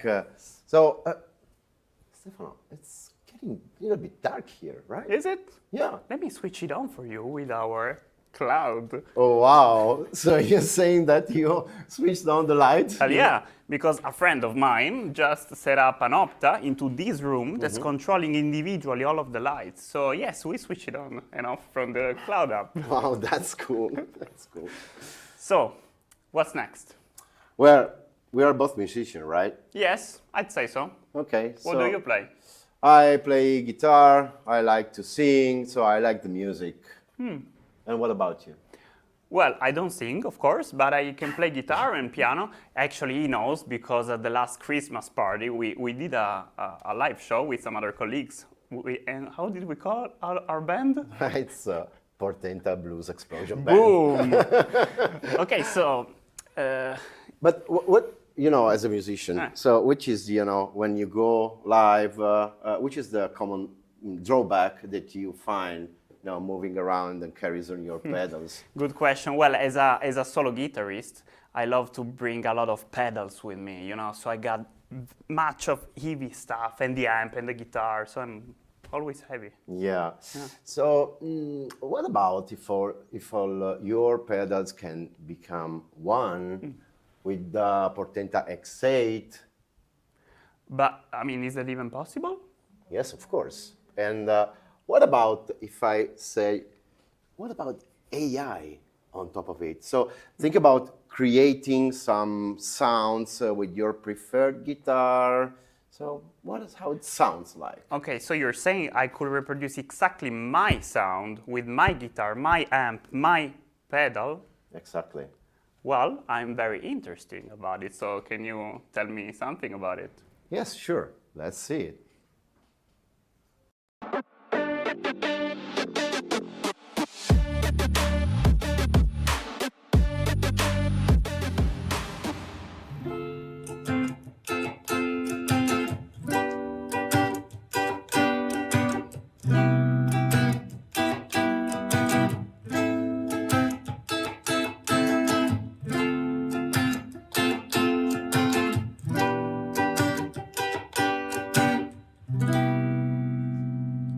Hello everyone, I'm Silvia from Arduino, and today with me there is Massimo. Thanks Massimo for joining us.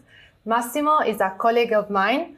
Also he is a member of the team Linux Embedded. Okay, Linux Embedded at Arduino. He is also a musician, as you can see, but we can also say that you are a maker with a strong interest in music and audio technology. Yeah, thank you, Silvia, for having me. I'm a maker, and I'm the founder of AIDA DSP project that dates back in 2014. And we started actually with the first shield for Arduino that was based on a DSP. So for the first time, Arduino users could use an audio DSP with professional specification, professional audio quality with their Arduino sketches. And then we move on from microcontroller to Linux embedded platform. Okay, but what do you do exactly at AIDA DSP? AIDA DSP is a company that is focusing on audio technologies, and in particular, we do consulting activities, accelerating companies, audio companies that want to experiment with new technologies, emerging technologies such as machine learning or spatial audio, something like that. Okay, and which board do you use in your project at AIDA? Of course, it's an Arduino board, and it's in my case, it's a Portenta X8. Are you referring to this specific product? Okay. Yeah, the Portenta X8 is basically this part of the board. This is a carrier board for professional audio application. It's a prototype, and it's based on the Portenta X8. The major feature is that the Portenta X8 is really powerful. It's a quad-core processor with plenty of RAM, and so you can execute complex audio effects and do very intensive CPU calculations, such as inferencing in real-time machine learning models. Yeah, in fact, I know that present machine learning capabilities, but please tell me more about this, the project. A couple of years ago, we started experimenting with machine learning, and we used several open source code and projects that are in the public domain. And until we developed our own plugin, which leveraged the technology to emulate tube guitar amplifier, and I mean bass and guitar amplifiers. And so you are able to capture all the nuances of the original analog circuit that is based on tubes. And you can do that thanks to neural network. Okay, great. That is trained on the real audio coming from the guitar or the bass. Okay, so is there a way to compare the sound of the original tube amplifier with the other one, so with the neural network that you mentioned? Absolutely, yeah. Okay. This is actually a byproduct of the training process.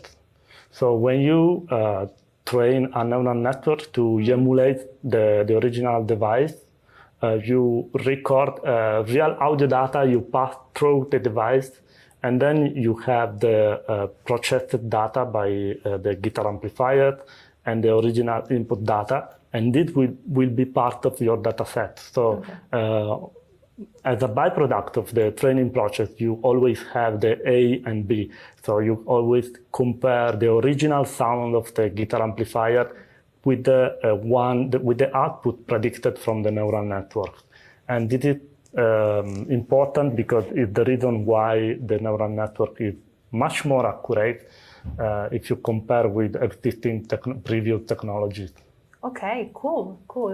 I'm not a musician, as you know, but before when we were, me and you were talking about something that I remember you mentioned that there are a lot of audio plugins for this, emulating the sound of the guitar amplifiers. Yeah. So this is really great. Can you share more about this? Because I'm interested to know more. Yeah, the community of users, we were surprised when we started releasing our first plugin because the community, there is a huge interest. People, in particular guitar players, but also bassists or musicians in general, are really interested in these new technologies and embedded devices because they are portable. So you can bring with you the sound of your preferred amplifier, maybe something that you use in studio or at home, and you can bring with you on the plane, for example. And so the community is growing. There are a lot of similar projects that are also open source, like us. And but we really don't compete with anyone. Firstly, because we really focus on embedded devices. Okay, so great. So where we can find all this information about your project? Yeah, there is the site that is aidadsp.cc, where you can find all the information, but we also have a GitHub repository where you will find both the training code and also the plugin code that we execute on the embedded devices. So thank you, Massimo, for sharing with us this inspirational project. It's truly inspiring to see how technology can revolutionize the world of the music. And I don't know if I can ask, can you play for us something to celebrate Arduino Day? Sure. Maybe I can change the sound with the more rock sound. As you want.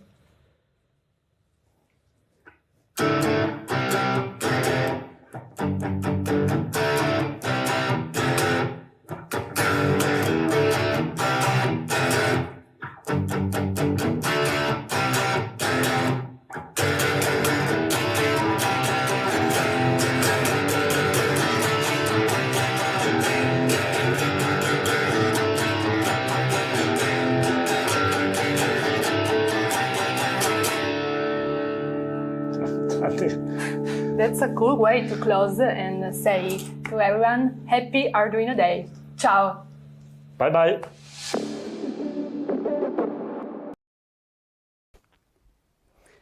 Massimo was another musician in our band. So here we are back in Torino, live from the Arduino offices. So we talked about our performing industrial-grade hardware and software applications. In the real world, though, those technological products are deployed into rough environments. That's correct. So many of our customers deploy electronics devices into industrial equipment or in the middle of a field, outdoor application like smart agriculture, or attached to a pole, so outdoor. That's why we have been asked a lot to provide industrial enclosure for our products. And that's also why we partnered with Tecno, an Italian-based company. And in the next video, you will hear everything about this upcoming solution. Check it out.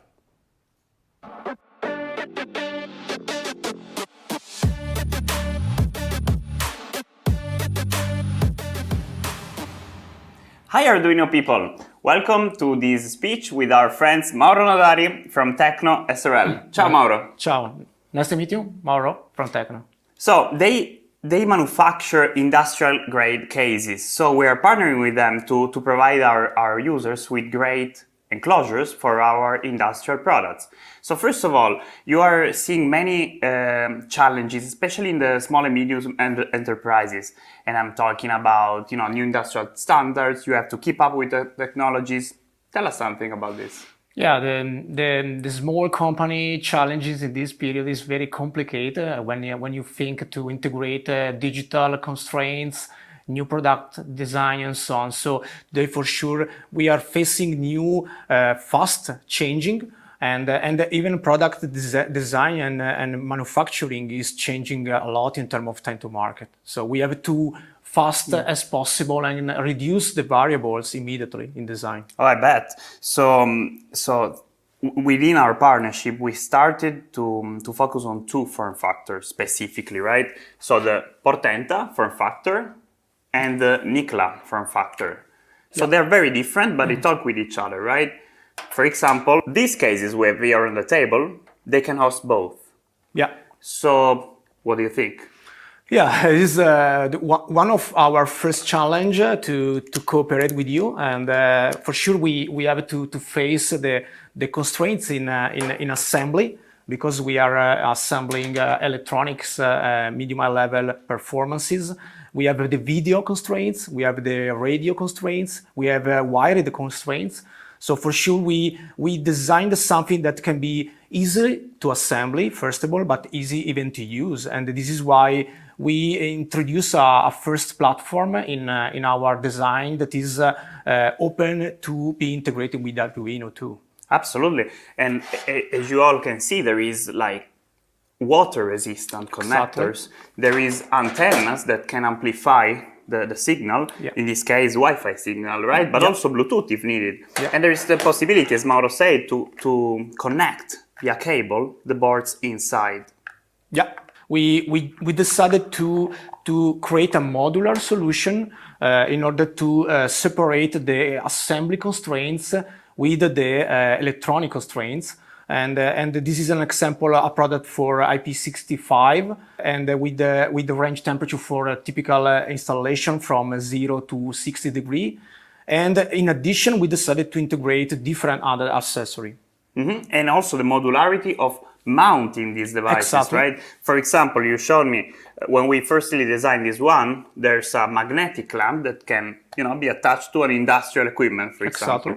What other attachment did we decided to create this modular accessory for installation fixing in order to be able to provide a unique engine with different configuration, magnetic one, but for example we have the clamp with the metal or plastic clamp for pole installation where you have a circular constraints, and even the screw. So we have some screw features to be used in this installation application.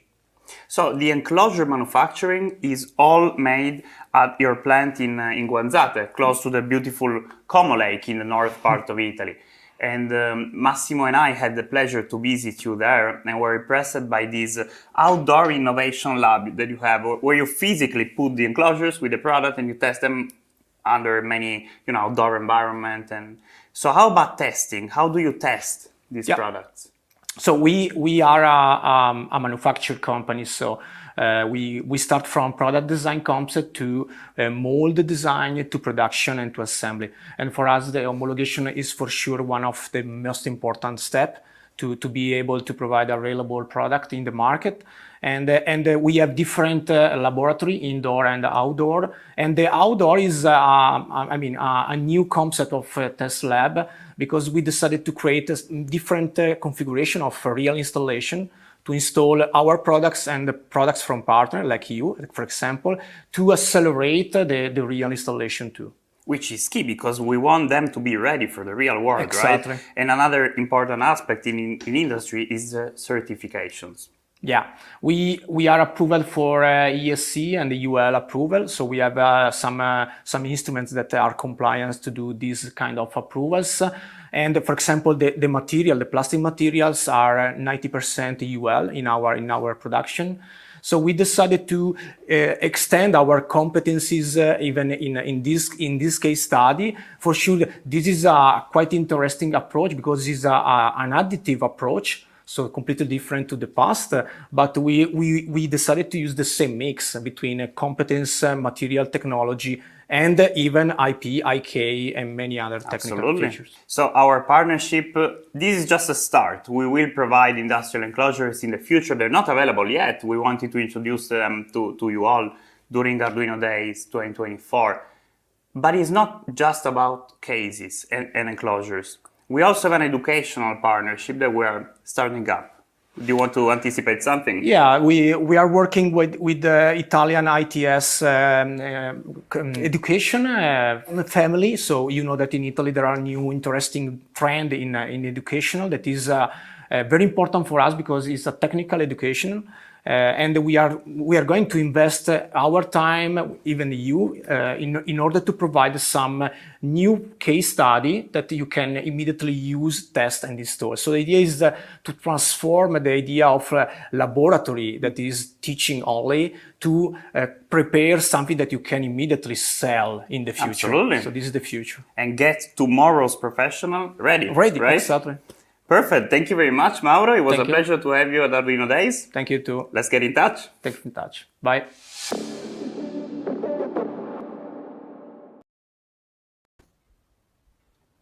So we are celebrating the Arduino birthday. So we want to give something to our audience, right? Yes. Anybody can get a 30% discount on the Maker Yearly plan, I mean the cloud plan. So use the voucher Arduino Day 24 during the checkout phase on cloud.arduino.cc/plans. That's great. Hey, Stefano. Hey, Andre. Please set the temperature of this room at 20 degrees. Okay, give me a sec. Done. And what if your Arduino board can do that? That'd be great, but how? Let's hear from our partner, My Voice AI, how to do that.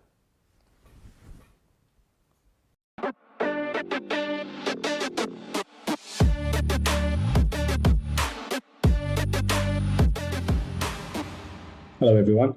My name is Kumi Thiruchavan.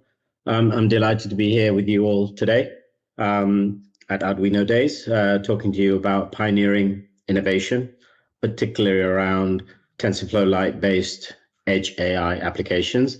And in our case, at My Voice AI, for Nicola Voice, actually, and what, tremendous voice applications that we see can be enabled by what Arduino is doing in partnership with My Voice AI.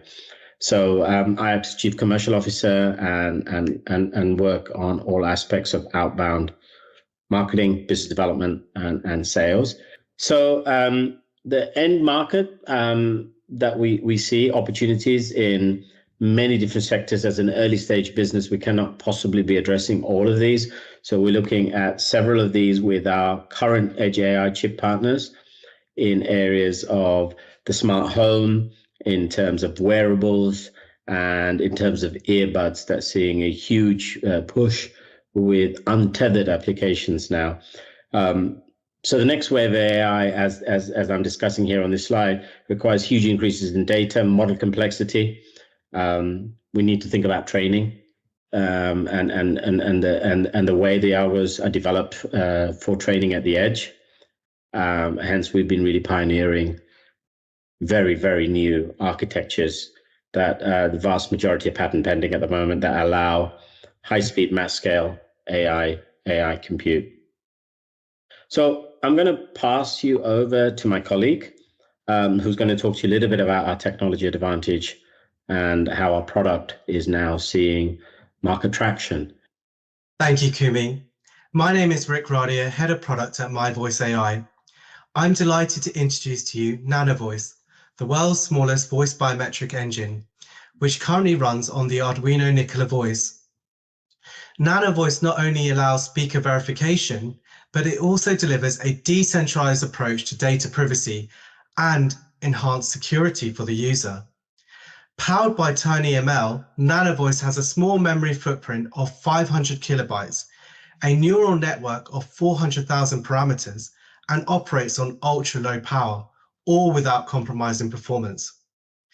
NanoVoice is currently running on the Sentient NDP120 AI accelerator on the Arduino Nicola Voice. So how does NanoVoice work? Well, it's simple. During enrollment, we create a unique voice print based on the physical and behavioral characteristics of the user's voice, from pronunciation to modeling the unique physical characteristics of one's vocal tract. This 1 kilobyte voice print is stored securely on the device. During the authentication process, NanoVoice creates a voice print based on what the speaker says for comparison, and then our model infers if it's the enrolled user talking. If authenticated, the LEDs on the Nicola voice will flash green. If not, the LEDs will turn red. NanoVoice not only fortifies on-device security, but also facilitates personalized user experiences. It can function independently as a standalone security measure or as part of a multimodal verification system. Its applications span various sectors, including Industry 4.0, smart cities, smart homes, wearables, and much more. Now, voice serves as a natural interface for users, and NanoVoice is at the center of that, safeguarding identities and elevating personalized experiences. Stay tuned now as we give you a demonstration of NanoVoice on the Arduino Nicola voice platform. Thank you.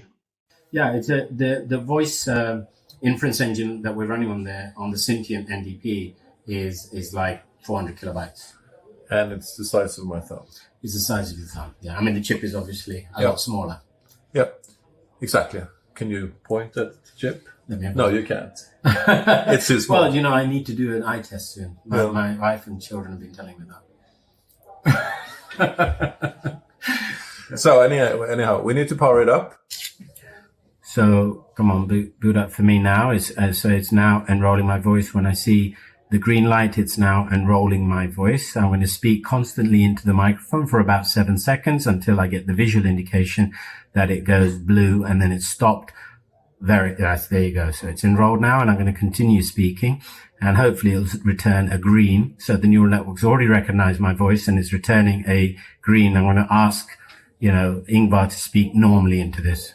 Yeah, and we're going to see if it changes anything when another voice comes on that is not Kumi's, and it seems to be blinking red, which means that it's not Kumi, it's in fact Ingvar, and this is happening on the fly.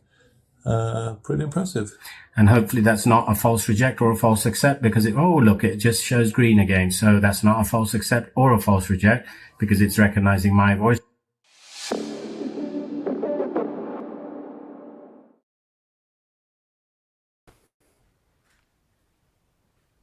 So how long have you been part of Arduino? Today is 10 years, but I really still feel like the first day. I totally agree with you. This is such an engaging, challenging, and fun company to be part of. So I strongly invite anybody that's interested in joining our team to check out the open positions at careers.arduino.cc. Yeah, there's a lot of open positions, so check it out. But now, what's next? Well, now our own Martino Fachin will tell us something very interesting. So, do you know what I'm talking about? Yes, of course. We are talking about Zephyr. So we recently embraced the Zephyr project, and now with our very own Martino Fachin, our R&D manager, you will see the updates, you will see a deep dive into the progress that Zephyr and Arduino are doing. So let's see it.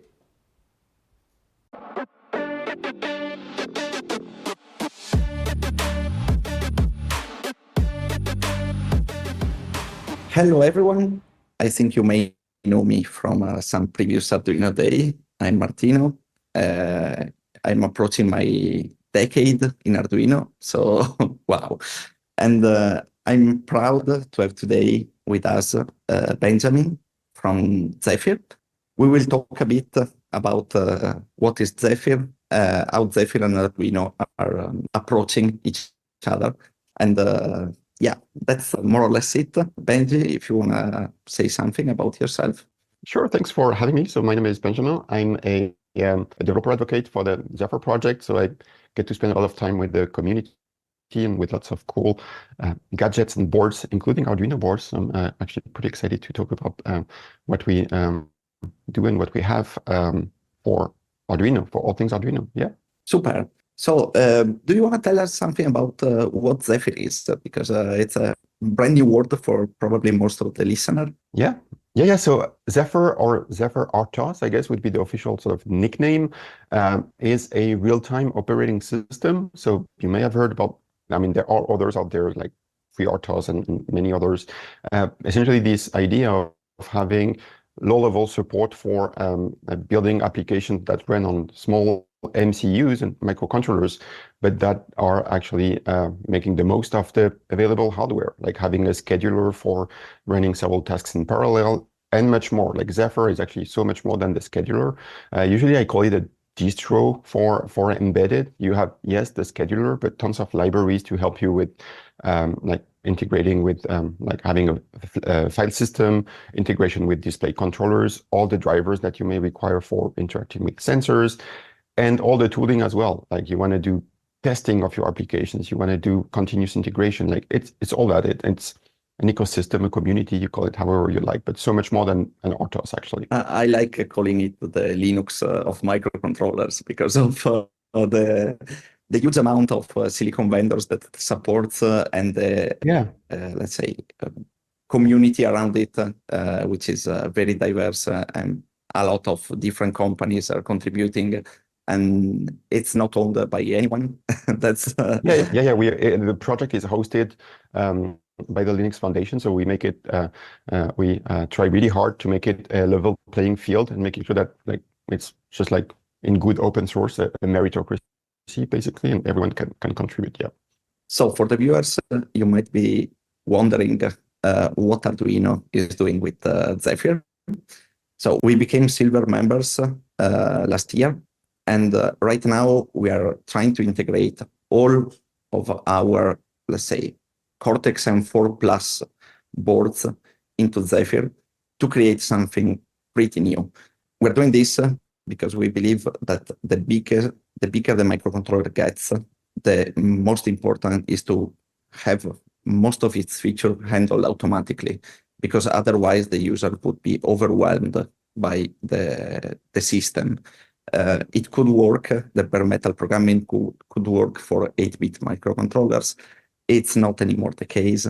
So we're trying hard to integrate the Arduino philosophy and our views of simplicity and ease of use into something that is industry ready, and it's very, very well thought and made.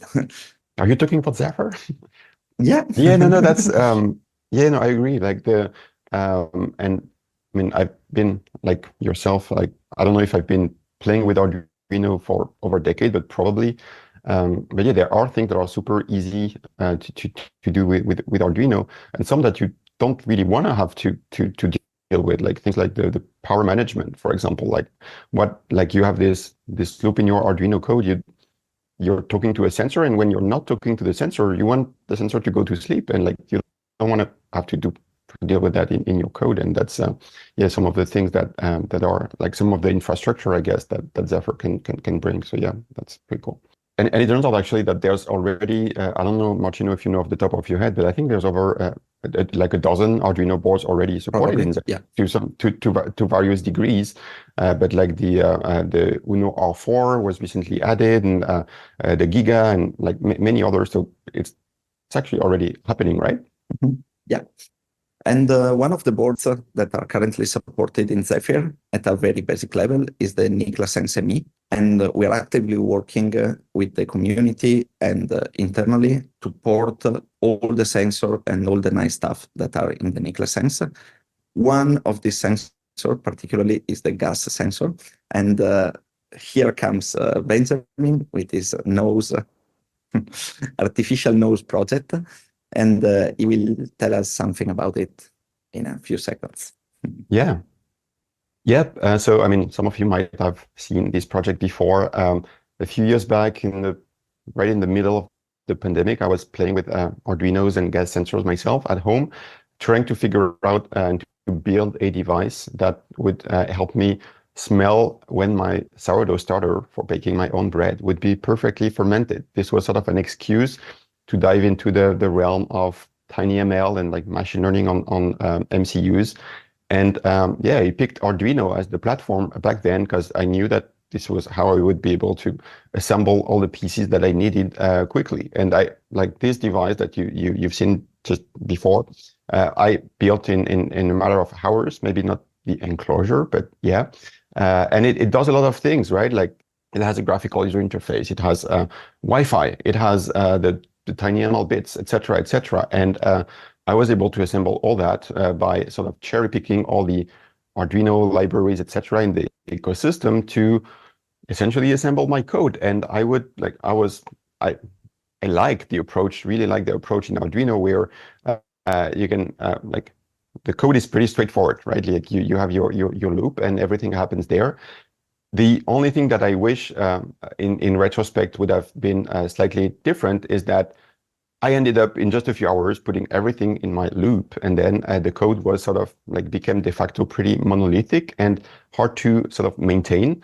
And that's actually why I'm really excited to see Arduino embrace and adopt Zephyr, because this will give more options to developers to, yeah, maybe have the historical super loop approach, but also when it makes sense, when you have a lot happening in the system, when you effectively want to build your code and have like multiple tasks run in parallel and things like that, you can leverage the real-time operating system for that. And one thing that I'm also super excited about is that like it's really the Arduino way. Like the project from 4 years back, I started with Arduino, and with the code over the years has been able to evolve, including also the hardware. Like I'm really excited to use the way better sensor, the gas sensor that's featured in the Nikola Sense ME, and like have potentially better results and more sensitivity. And that's yeah, I think that's pretty exciting. Thank you so much for the kind words.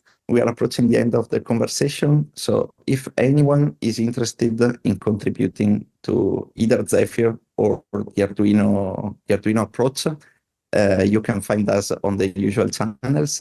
And one of these channels is Discord, right? Yeah. For Zephyr, usually the community hangs out on Discord. I think we are getting close to like 8,000, I think, participants on Discord. And like if you're interested in learning more about Zephyr, if you have questions, it's certainly a great way and a great place to hang out. If you're interested in hacking some Zephyr code, there's the project is open source and could certainly use your help. There's tons of issues that are already open that you may want to have a look at. If you have sensors that you wish were supported, you can also always take a stab at adding them, right? But yeah, the community is really active worldwide. Like you will have someone available to help you pretty much anytime, just like the Arduino community, right? Thank you so much, Benjamin. That was great. And thank you. See you soon. Yep. Bye.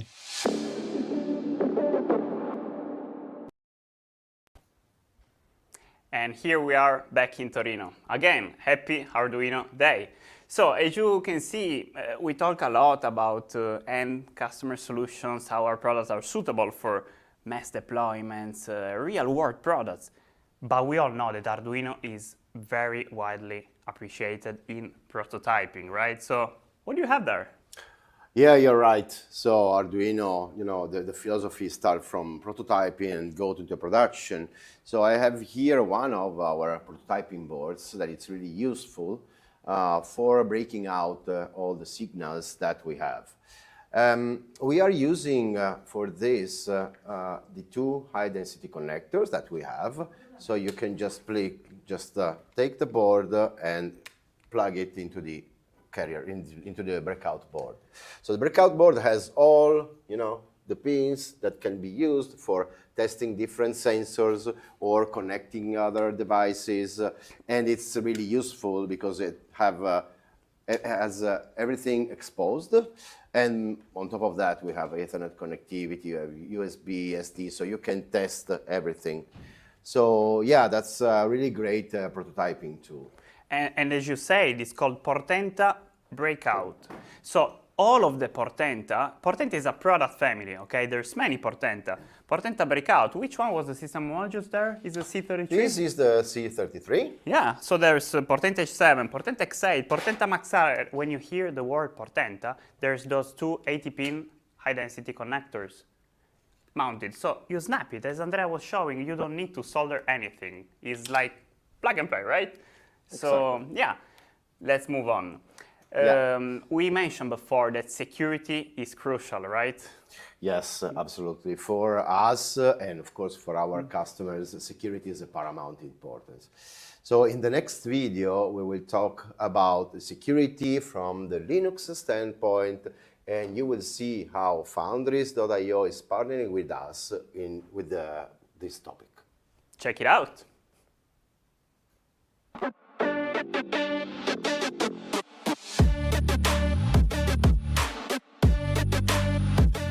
So hello everybody, it's a real pleasure for me to be here today and interviewing George Gray, who is the CEO of Foundries.io.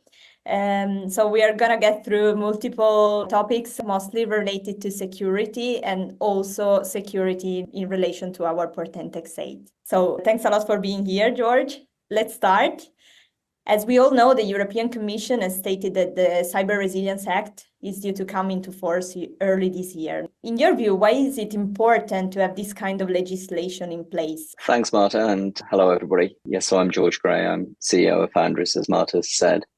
So the CRA has been a couple of years in the making, and it seems that this is being a little bit like GDPR. There's a real leadership position being taken by the EU to get legislation in place around the security of all consumer and enterprise devices that connect to the internet.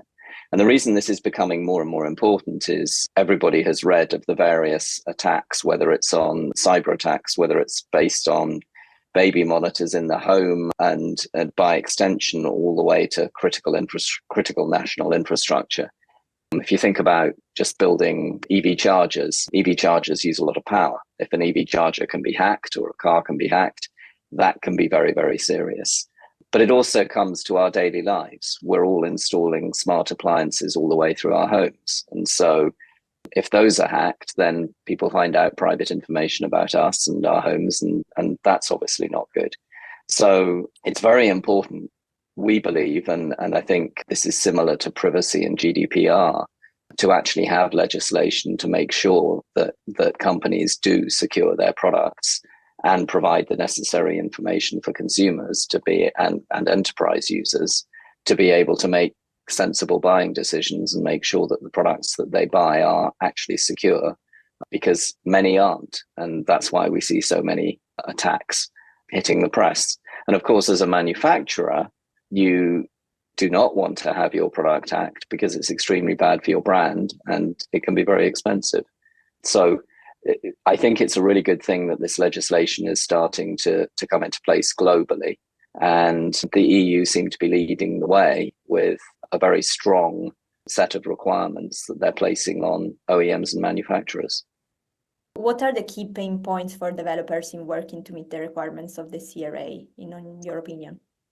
So I think a little bit like GDPR, when it first came out, there wasn't very good awareness in the industry of the requirements.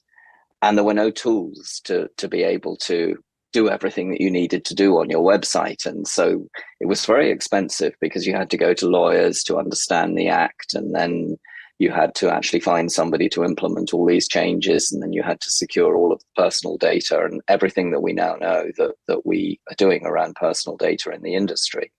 This is a kind of similar situation. Processes in place typically. Often security is put into a product as an afterthought.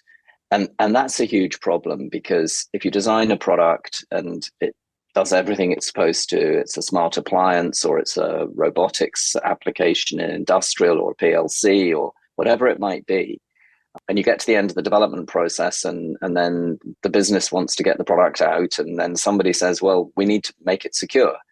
And in a lot of cases, sadly, up until now, getting the product out has been more important than properly securing it. And that's why we see a lot of the attacks we've seen in the industry. So now it's going to become mandatory. So this means companies actually have to implement full security in their products.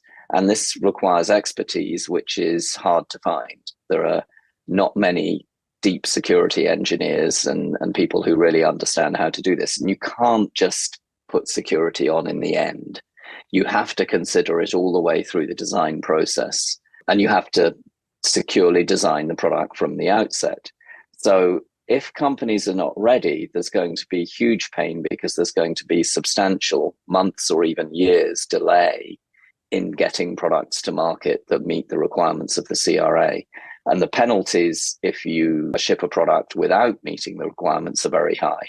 They're in the millions of euros. So I think the key pain points are going to be finding expertise to be able to help OEMs, whether they're small or large, make sure that their products are CRA compliant.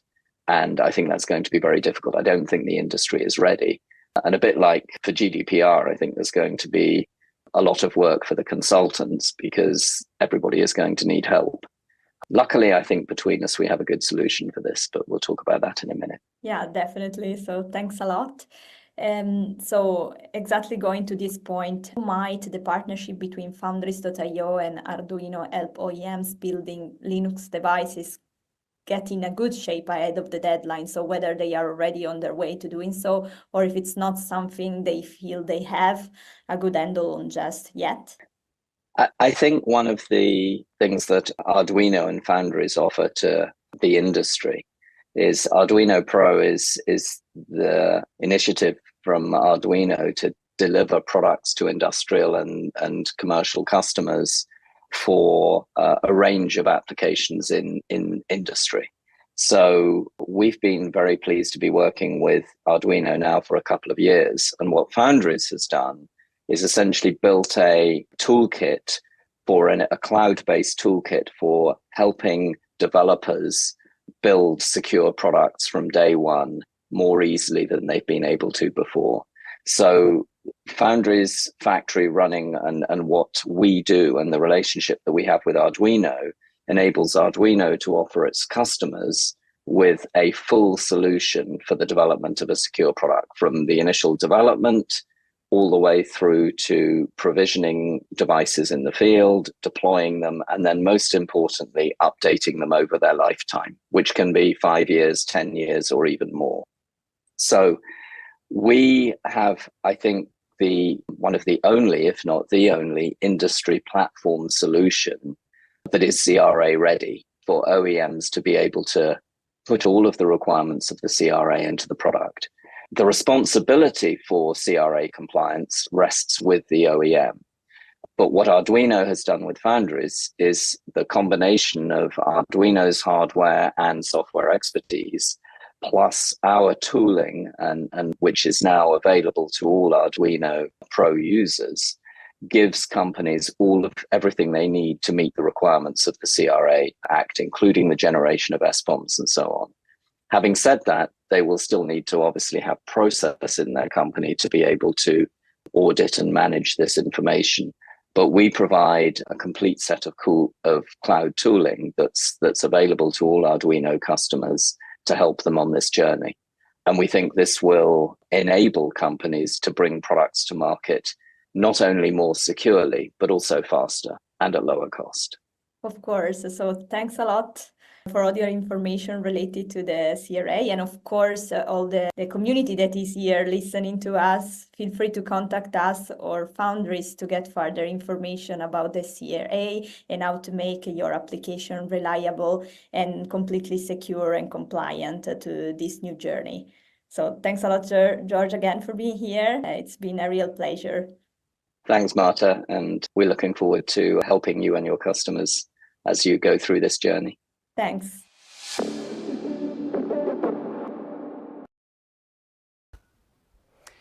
So one of the perks of being an open source company is that we are friends with anyone, basically. So we have many friends, right? Among those, there is SparkFun. Andre, do you know SparkFun? Of course, I know SparkFun, and I think that a lot of our audience knows SparkFun because we have been doing a lot of many things during the past years. So why are you asking that? Well, because in the next video, our US-based colleague Jesse Masters is talking with Rob Reynolds about a cool demo leveraging the super popular Arduino Uno R4 Wi-Fi, interacting with a nice SparkFun sensor. You want to see it? Yes, absolutely. Let's do it.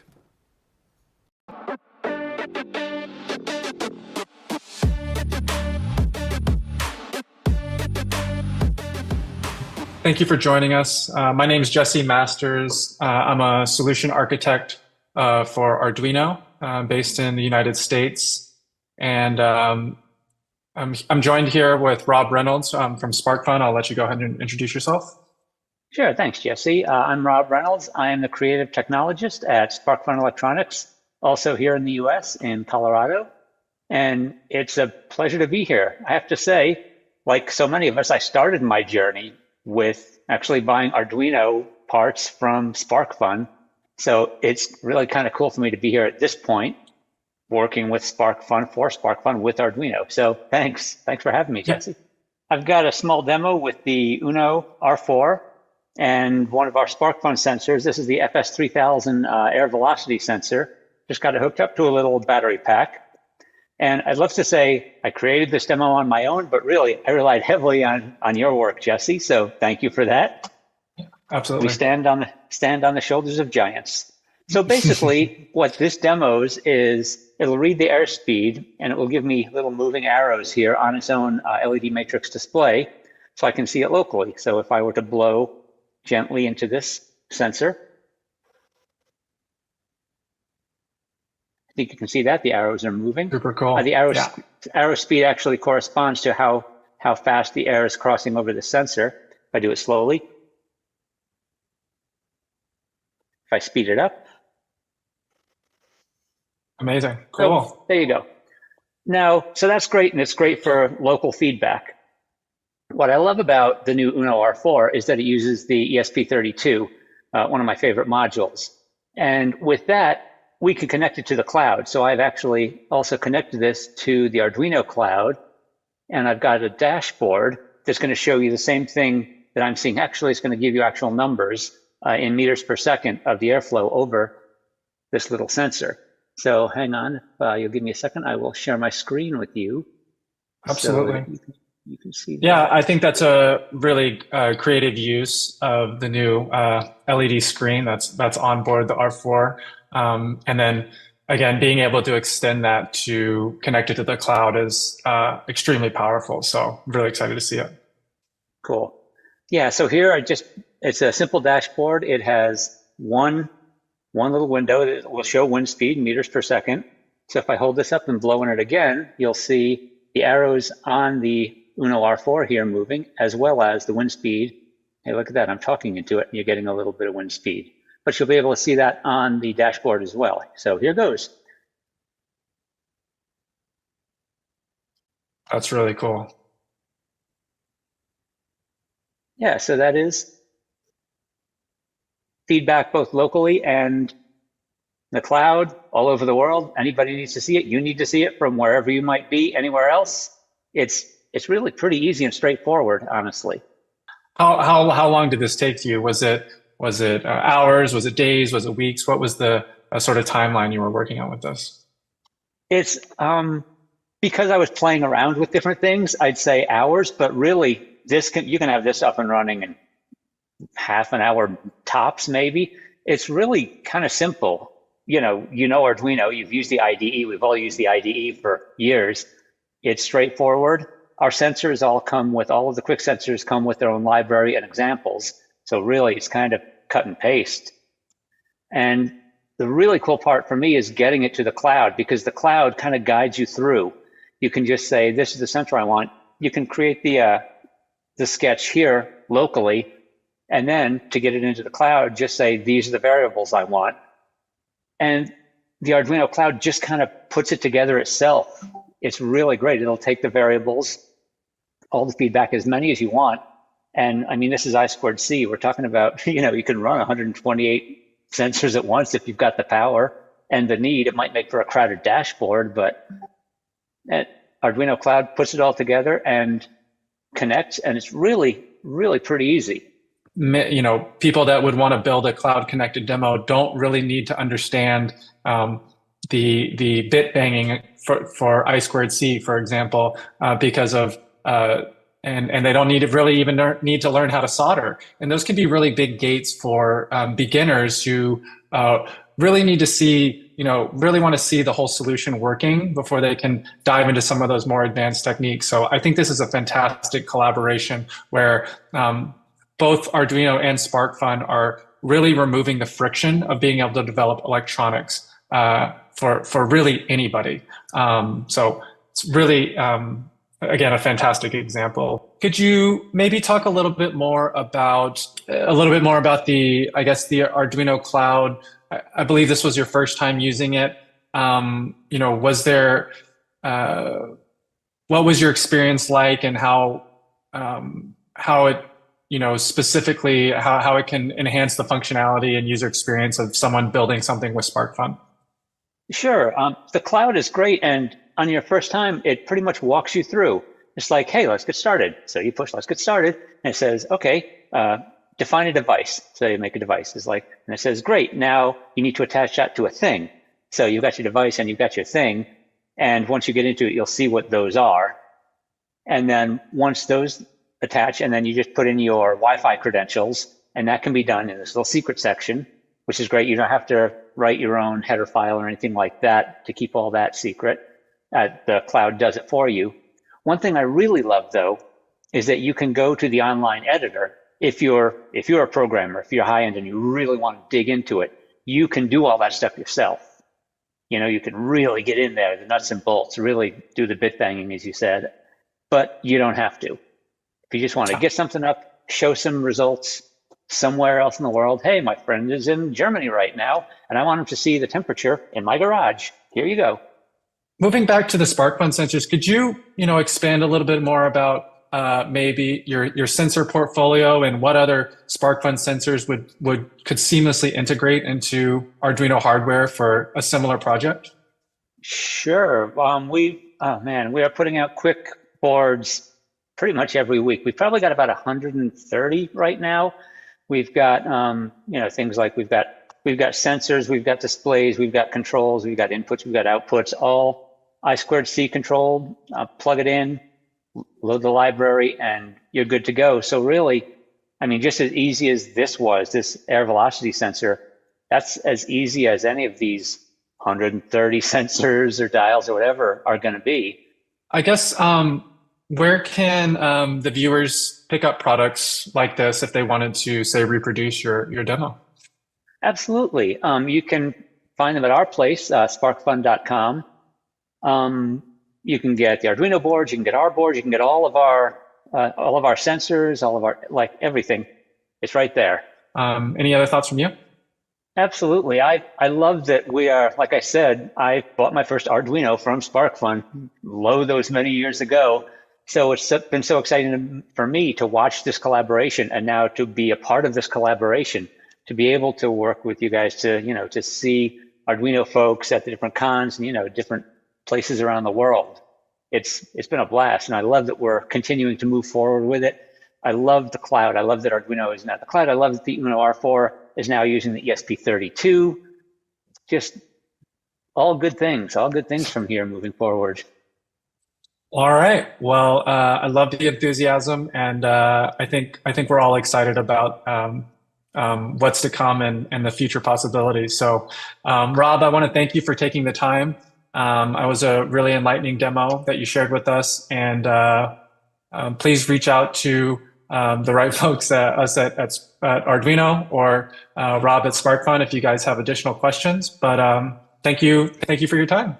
Yeah, definitely. Thank you, Jesse. I really appreciate it. Thanks so much. All right. Sounds good. Thank you. Bye.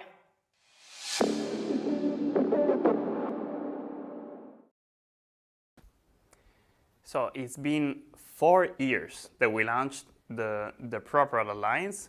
So the Arduino Pro was born, and today We have many customers around the globe, and we, of course, want to provide them the best-in-class support, and that's why we built and keep building a global network of system integrators that can locally provide such a support. Yeah, absolutely. And the number of the system integrators is growing and growing. So we have the full list on our website. So if you want to see the list, or if you want to become a new system integrators, check out the program at arduino.cc/pro. Yeah, so now how about we hear from one of those system integrators, IDT, how they are integrating Arduino Pro solutions into industrial applications. Yes, absolutely. Let's see it.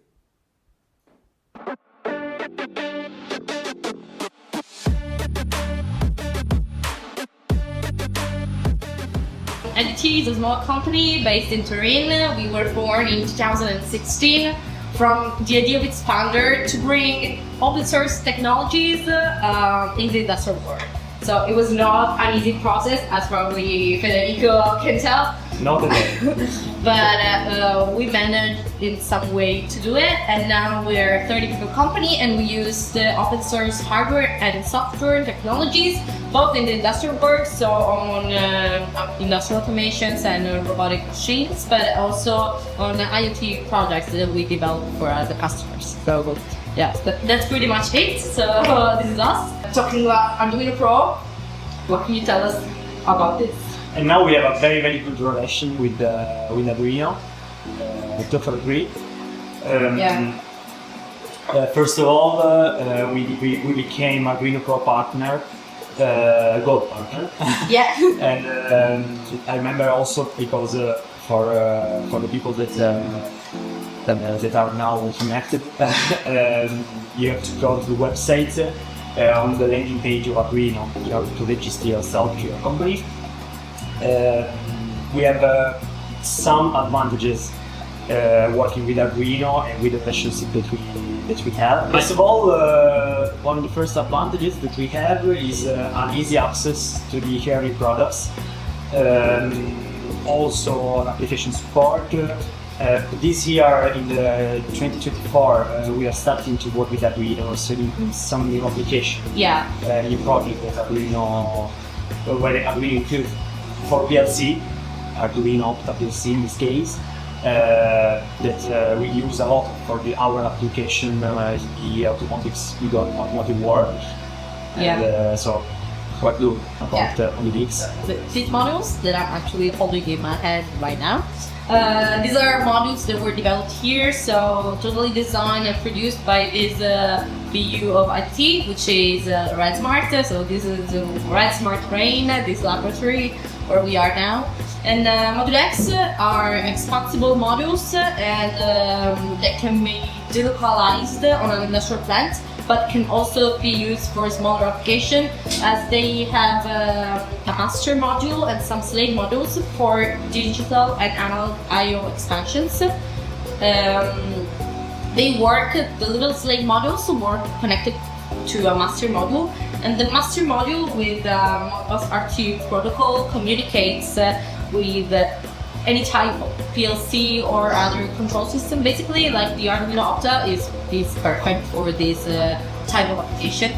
This is a master module, as I was saying, so with the RS485, so Modbus R2 protocol, it can communicate with pretty much every type of PLC. Now we're actually developing other types of protocols, and we're about to release these modules with Prototype actually, so a new release. And the slave modules can be added easily to the master module. They can be easily also removed or hot swapped. The master automatically recognizes the modules if they need to be changed or like swapped, and for maintenance, for example, so they can be easily configured, and as it automatically recognizes the modules, as I was saying.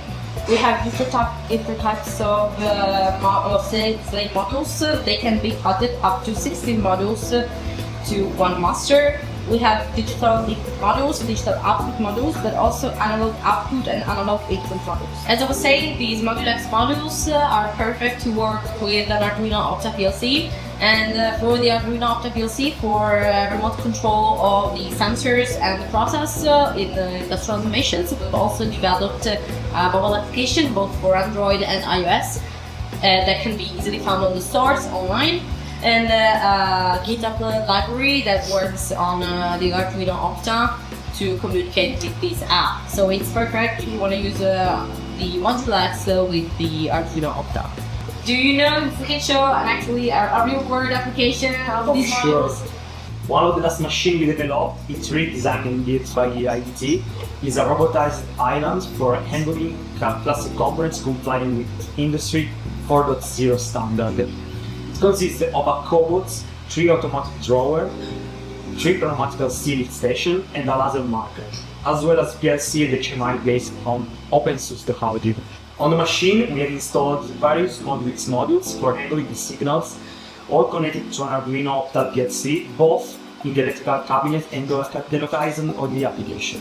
If you want to see something more, you can go in our website, in the product section, for other details. But Fede, if you had to choose like your favorite real-world application with Arduino products, what would you choose? So my favorite application in this case is a press application. I would define it a pick-and-place application as the 2 common robots controlled by 2 Arduino PLCs in a pick-and-place battery cell for a big Italian sports car brand. In the application, the 2 Arduino handle the sensor part and the robot's communication. So, what does the machine do? One robot picks the battery cell from the conveyor and place them on the first station, where the electrical tests are carried out. The cells are then put on the second conveyor that brings to the second station. I would say that this project was more difficult than the other because we had to handle the communication between the 2 robots, as the robot 2 needs to know from the robot 1 where to pick up the cell before bringing them to the second station. In my opinion, it's not clear for the people which advantages the open source technology bring and which are the best solution for base definition. As to me, when I present the open source technology, but I can confirm from our experience from 2016 that the automation world is changing. So the open source technology, in my opinion, from my experience, is the future. Also, some very big player, not only the tier 1 in the automotive world, but adapter are investing in order to change the technology that they hold in advance. Also because it guarantees like fast time to market. Absolutely, yes. And are investing in players in order to develop technology, open source technology in this space. My feedback is that the automation world is growing, so I'm quite happy about that. I totally agree. Thank you for your time, for hearing us. Thank you very much. Bye. Bye.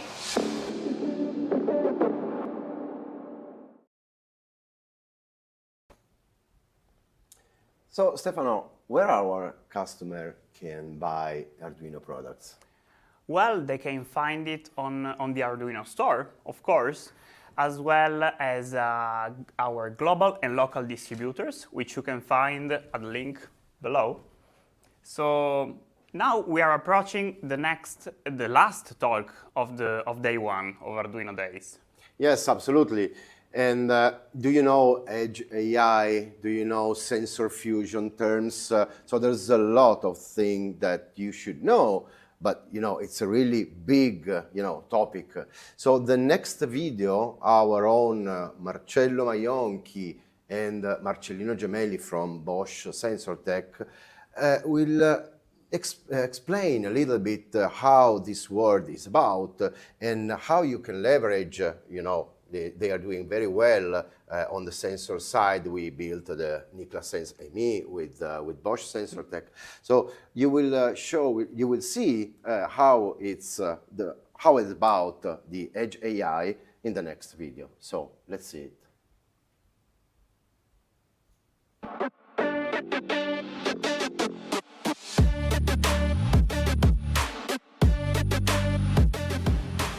Hello everybody, welcome to Arduino Day. My name is Marcelo Maionchi. I'm the Chief Product Officer at Arduino. And today here with me, I have the pleasure to have Marcelino Gemelli, who is the Head of Worldwide Partnerships and Alliances at Bosch Sensortec. Marcelino, can you tell us a little bit about the work that you and your company have been doing with Arduino? Yeah, nice to be here. It's really great to talk to all the community, the growing Arduino community. At Bosch Sensortec, we make sensors. We make the MEMS sensors that you find in many applications, such as in your smartphone or in your smartwatches or in your earbuds.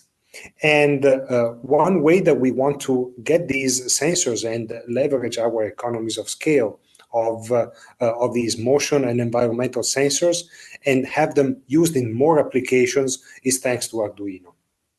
We see Arduino as a multiplier of our market reach and the partner and the best partner to take our sensors and put them in the hands of as many engineers as we can around the world. And when I talk about sensors, of course, I'm talking about accelerometers, magnetometers, gyros, air quality sensors, and pressure, temperature, humidity, environmental sensors. So it's a wide array of sensors that can be extremely useful for numerous applications. Well, that's great. So, Marcelino, AI in 2023 and now in 2024 has clearly been, pulled by the growth of generative AI and large language models, really at the peak of its hype cycle. Now, looking at the numbers, AI at the edge is probably a little bit less hyped, but still extremely strong. For example, we are expecting the market to grow at a 21% rate year over year from 2023 to 2030, reaching a potential market value of over $72 billion by 2030. Now, this growth is expected to be driven by the increasing adoption of IoT devices, of course, the need for real-time data processing at the edge, and the rising demand for security and privacy. How do you feel about these trends, looking at these numbers, and where do you see the main opportunities for the MEMS space and in general, right, to the edge computing ecosystem?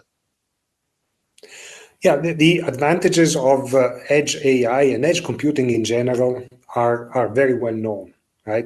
The ability to have lower power devices that don't need to transmit as much data, but just transmit information. The ability to process on the edge lowers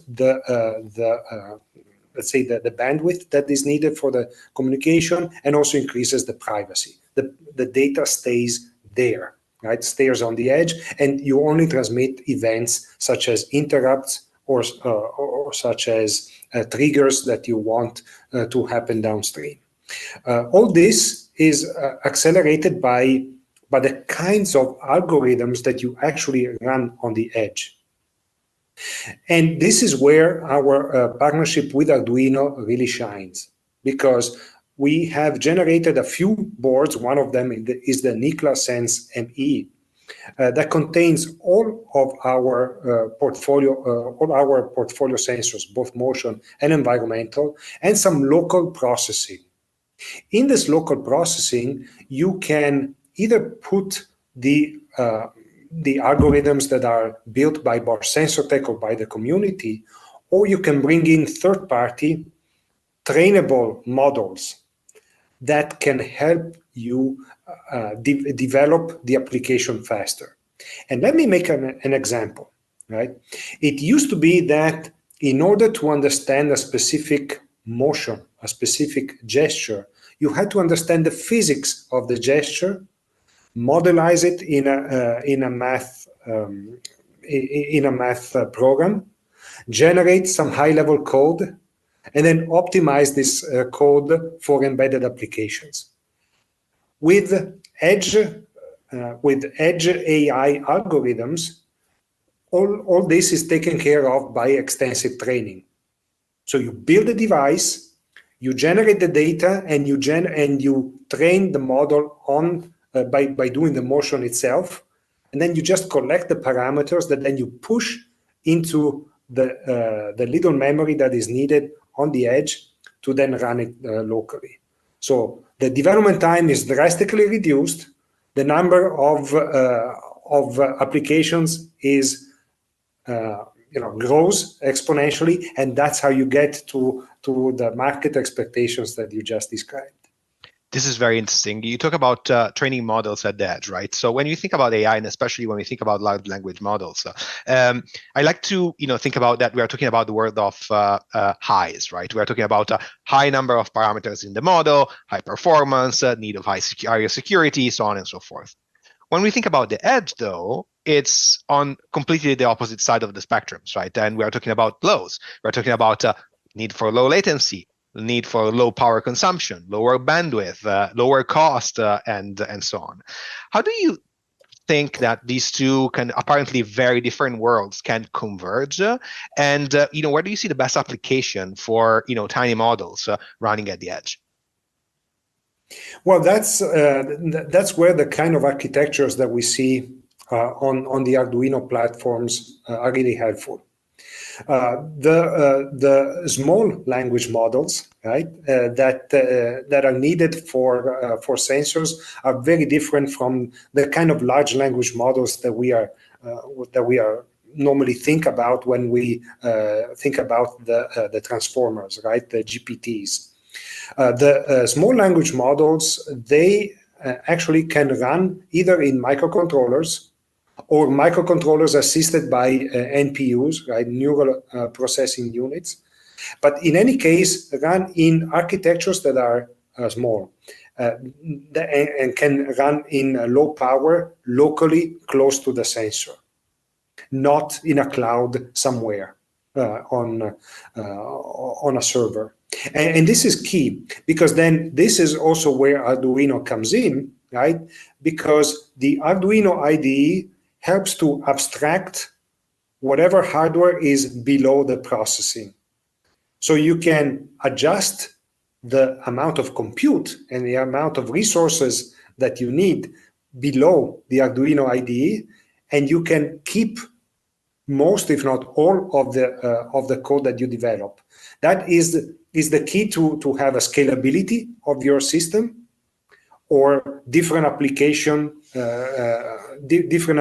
in different contexts might require different needs of compute. And this is where Arduino really helps, right? You can have a small Cortex-M4 microcontroller or a bigger Portenta class processor, and the IDE is always the same, right? Yeah, absolutely. Love that.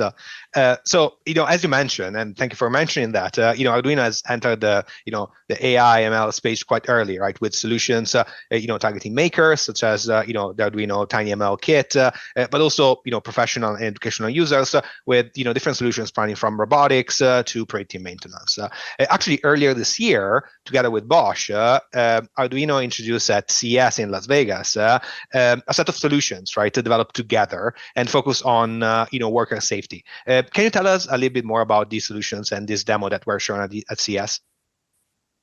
Yes, the demo that we showed at CES was a very nice example on how rapid prototyping or even small-scale manufacturing could be made very, very simply. Right? It was essentially a helmet with an Arduino NICLA housed in a ruggedized housing that was streaming data through Bluetooth, through a host, all the way up to the Arduino cloud.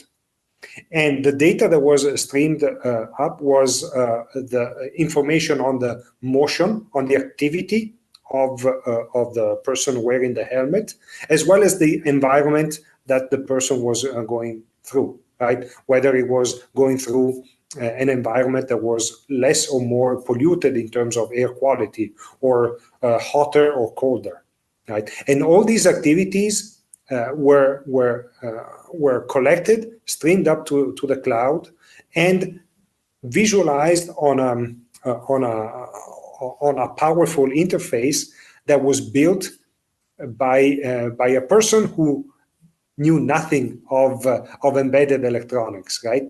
And that therein is also another aspect of the democratization of the system, right? You can build systems that have a user interface developed by experts in user interface that do not need to necessarily know how the data is generated in the first place. This brings a benefit to the end user, an accelerated development time, and overall, and a simpler ability to, and let's say, a simpler approach to developing new applications. Yeah, I can confirm. I kind of saw it, firsthand myself. It was, an extremely cool demo. So, kudos for that to the, Bosch team for, the development. And for people that wants to actually know more about that solution and, the Arduino devices that have been developed together with Bosch sensors, they can go on arduino.cc/pro and they will see, the family of Nikla's, devices, including the Nikla, NE, Nika Sense ME, I'm sorry, in order to kind of, understand more about that and all the other solutions. So one final question for you, Marcelino. Now, established what we said about the opportunities of AI and language models and tiny models at the edge. What role do you see Arduino and its community, right, playing looking forward in a AI-driven future? It's a very important place in that community, I think. I mean, let's start from the huge size of the community, right? There are not too many platforms that can claim the more than 30 million active users worldwide, right? So at the very base, many engineers know how to speak the Arduino language. That is the first selling point. Then the second is you have many partners that actually develop for this application. So partners that develop the AI tools that do the training that we just talked about, right, are more incentivized to jump into this platform and reach out to these engineers. And finally, for the hardware makers, such as ourselves, right, the makers of sensors, the makers of microcontrollers, the makers of connectivity devices, are also incentivized to make our components compatible to this system. So you have the best of all worlds, right? You have the users, a large number of users, a large number of partners from the software side, and a large number of vendors from the hardware side that all coexist in this node that is Arduino. That is why we at Bosch are very excited about the relationship that we have together, and we are very excited at what new contributions we can make to the world, because as engineers, we want to make the world a better place, right?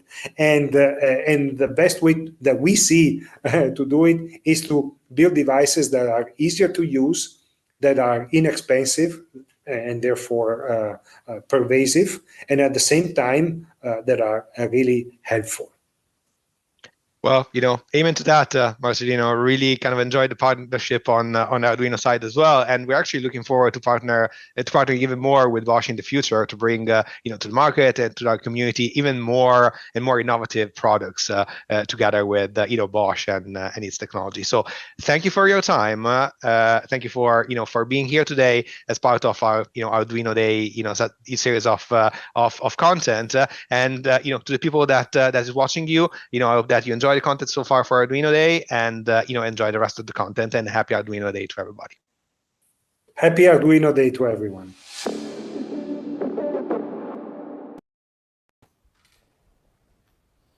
Thanks for being with us today.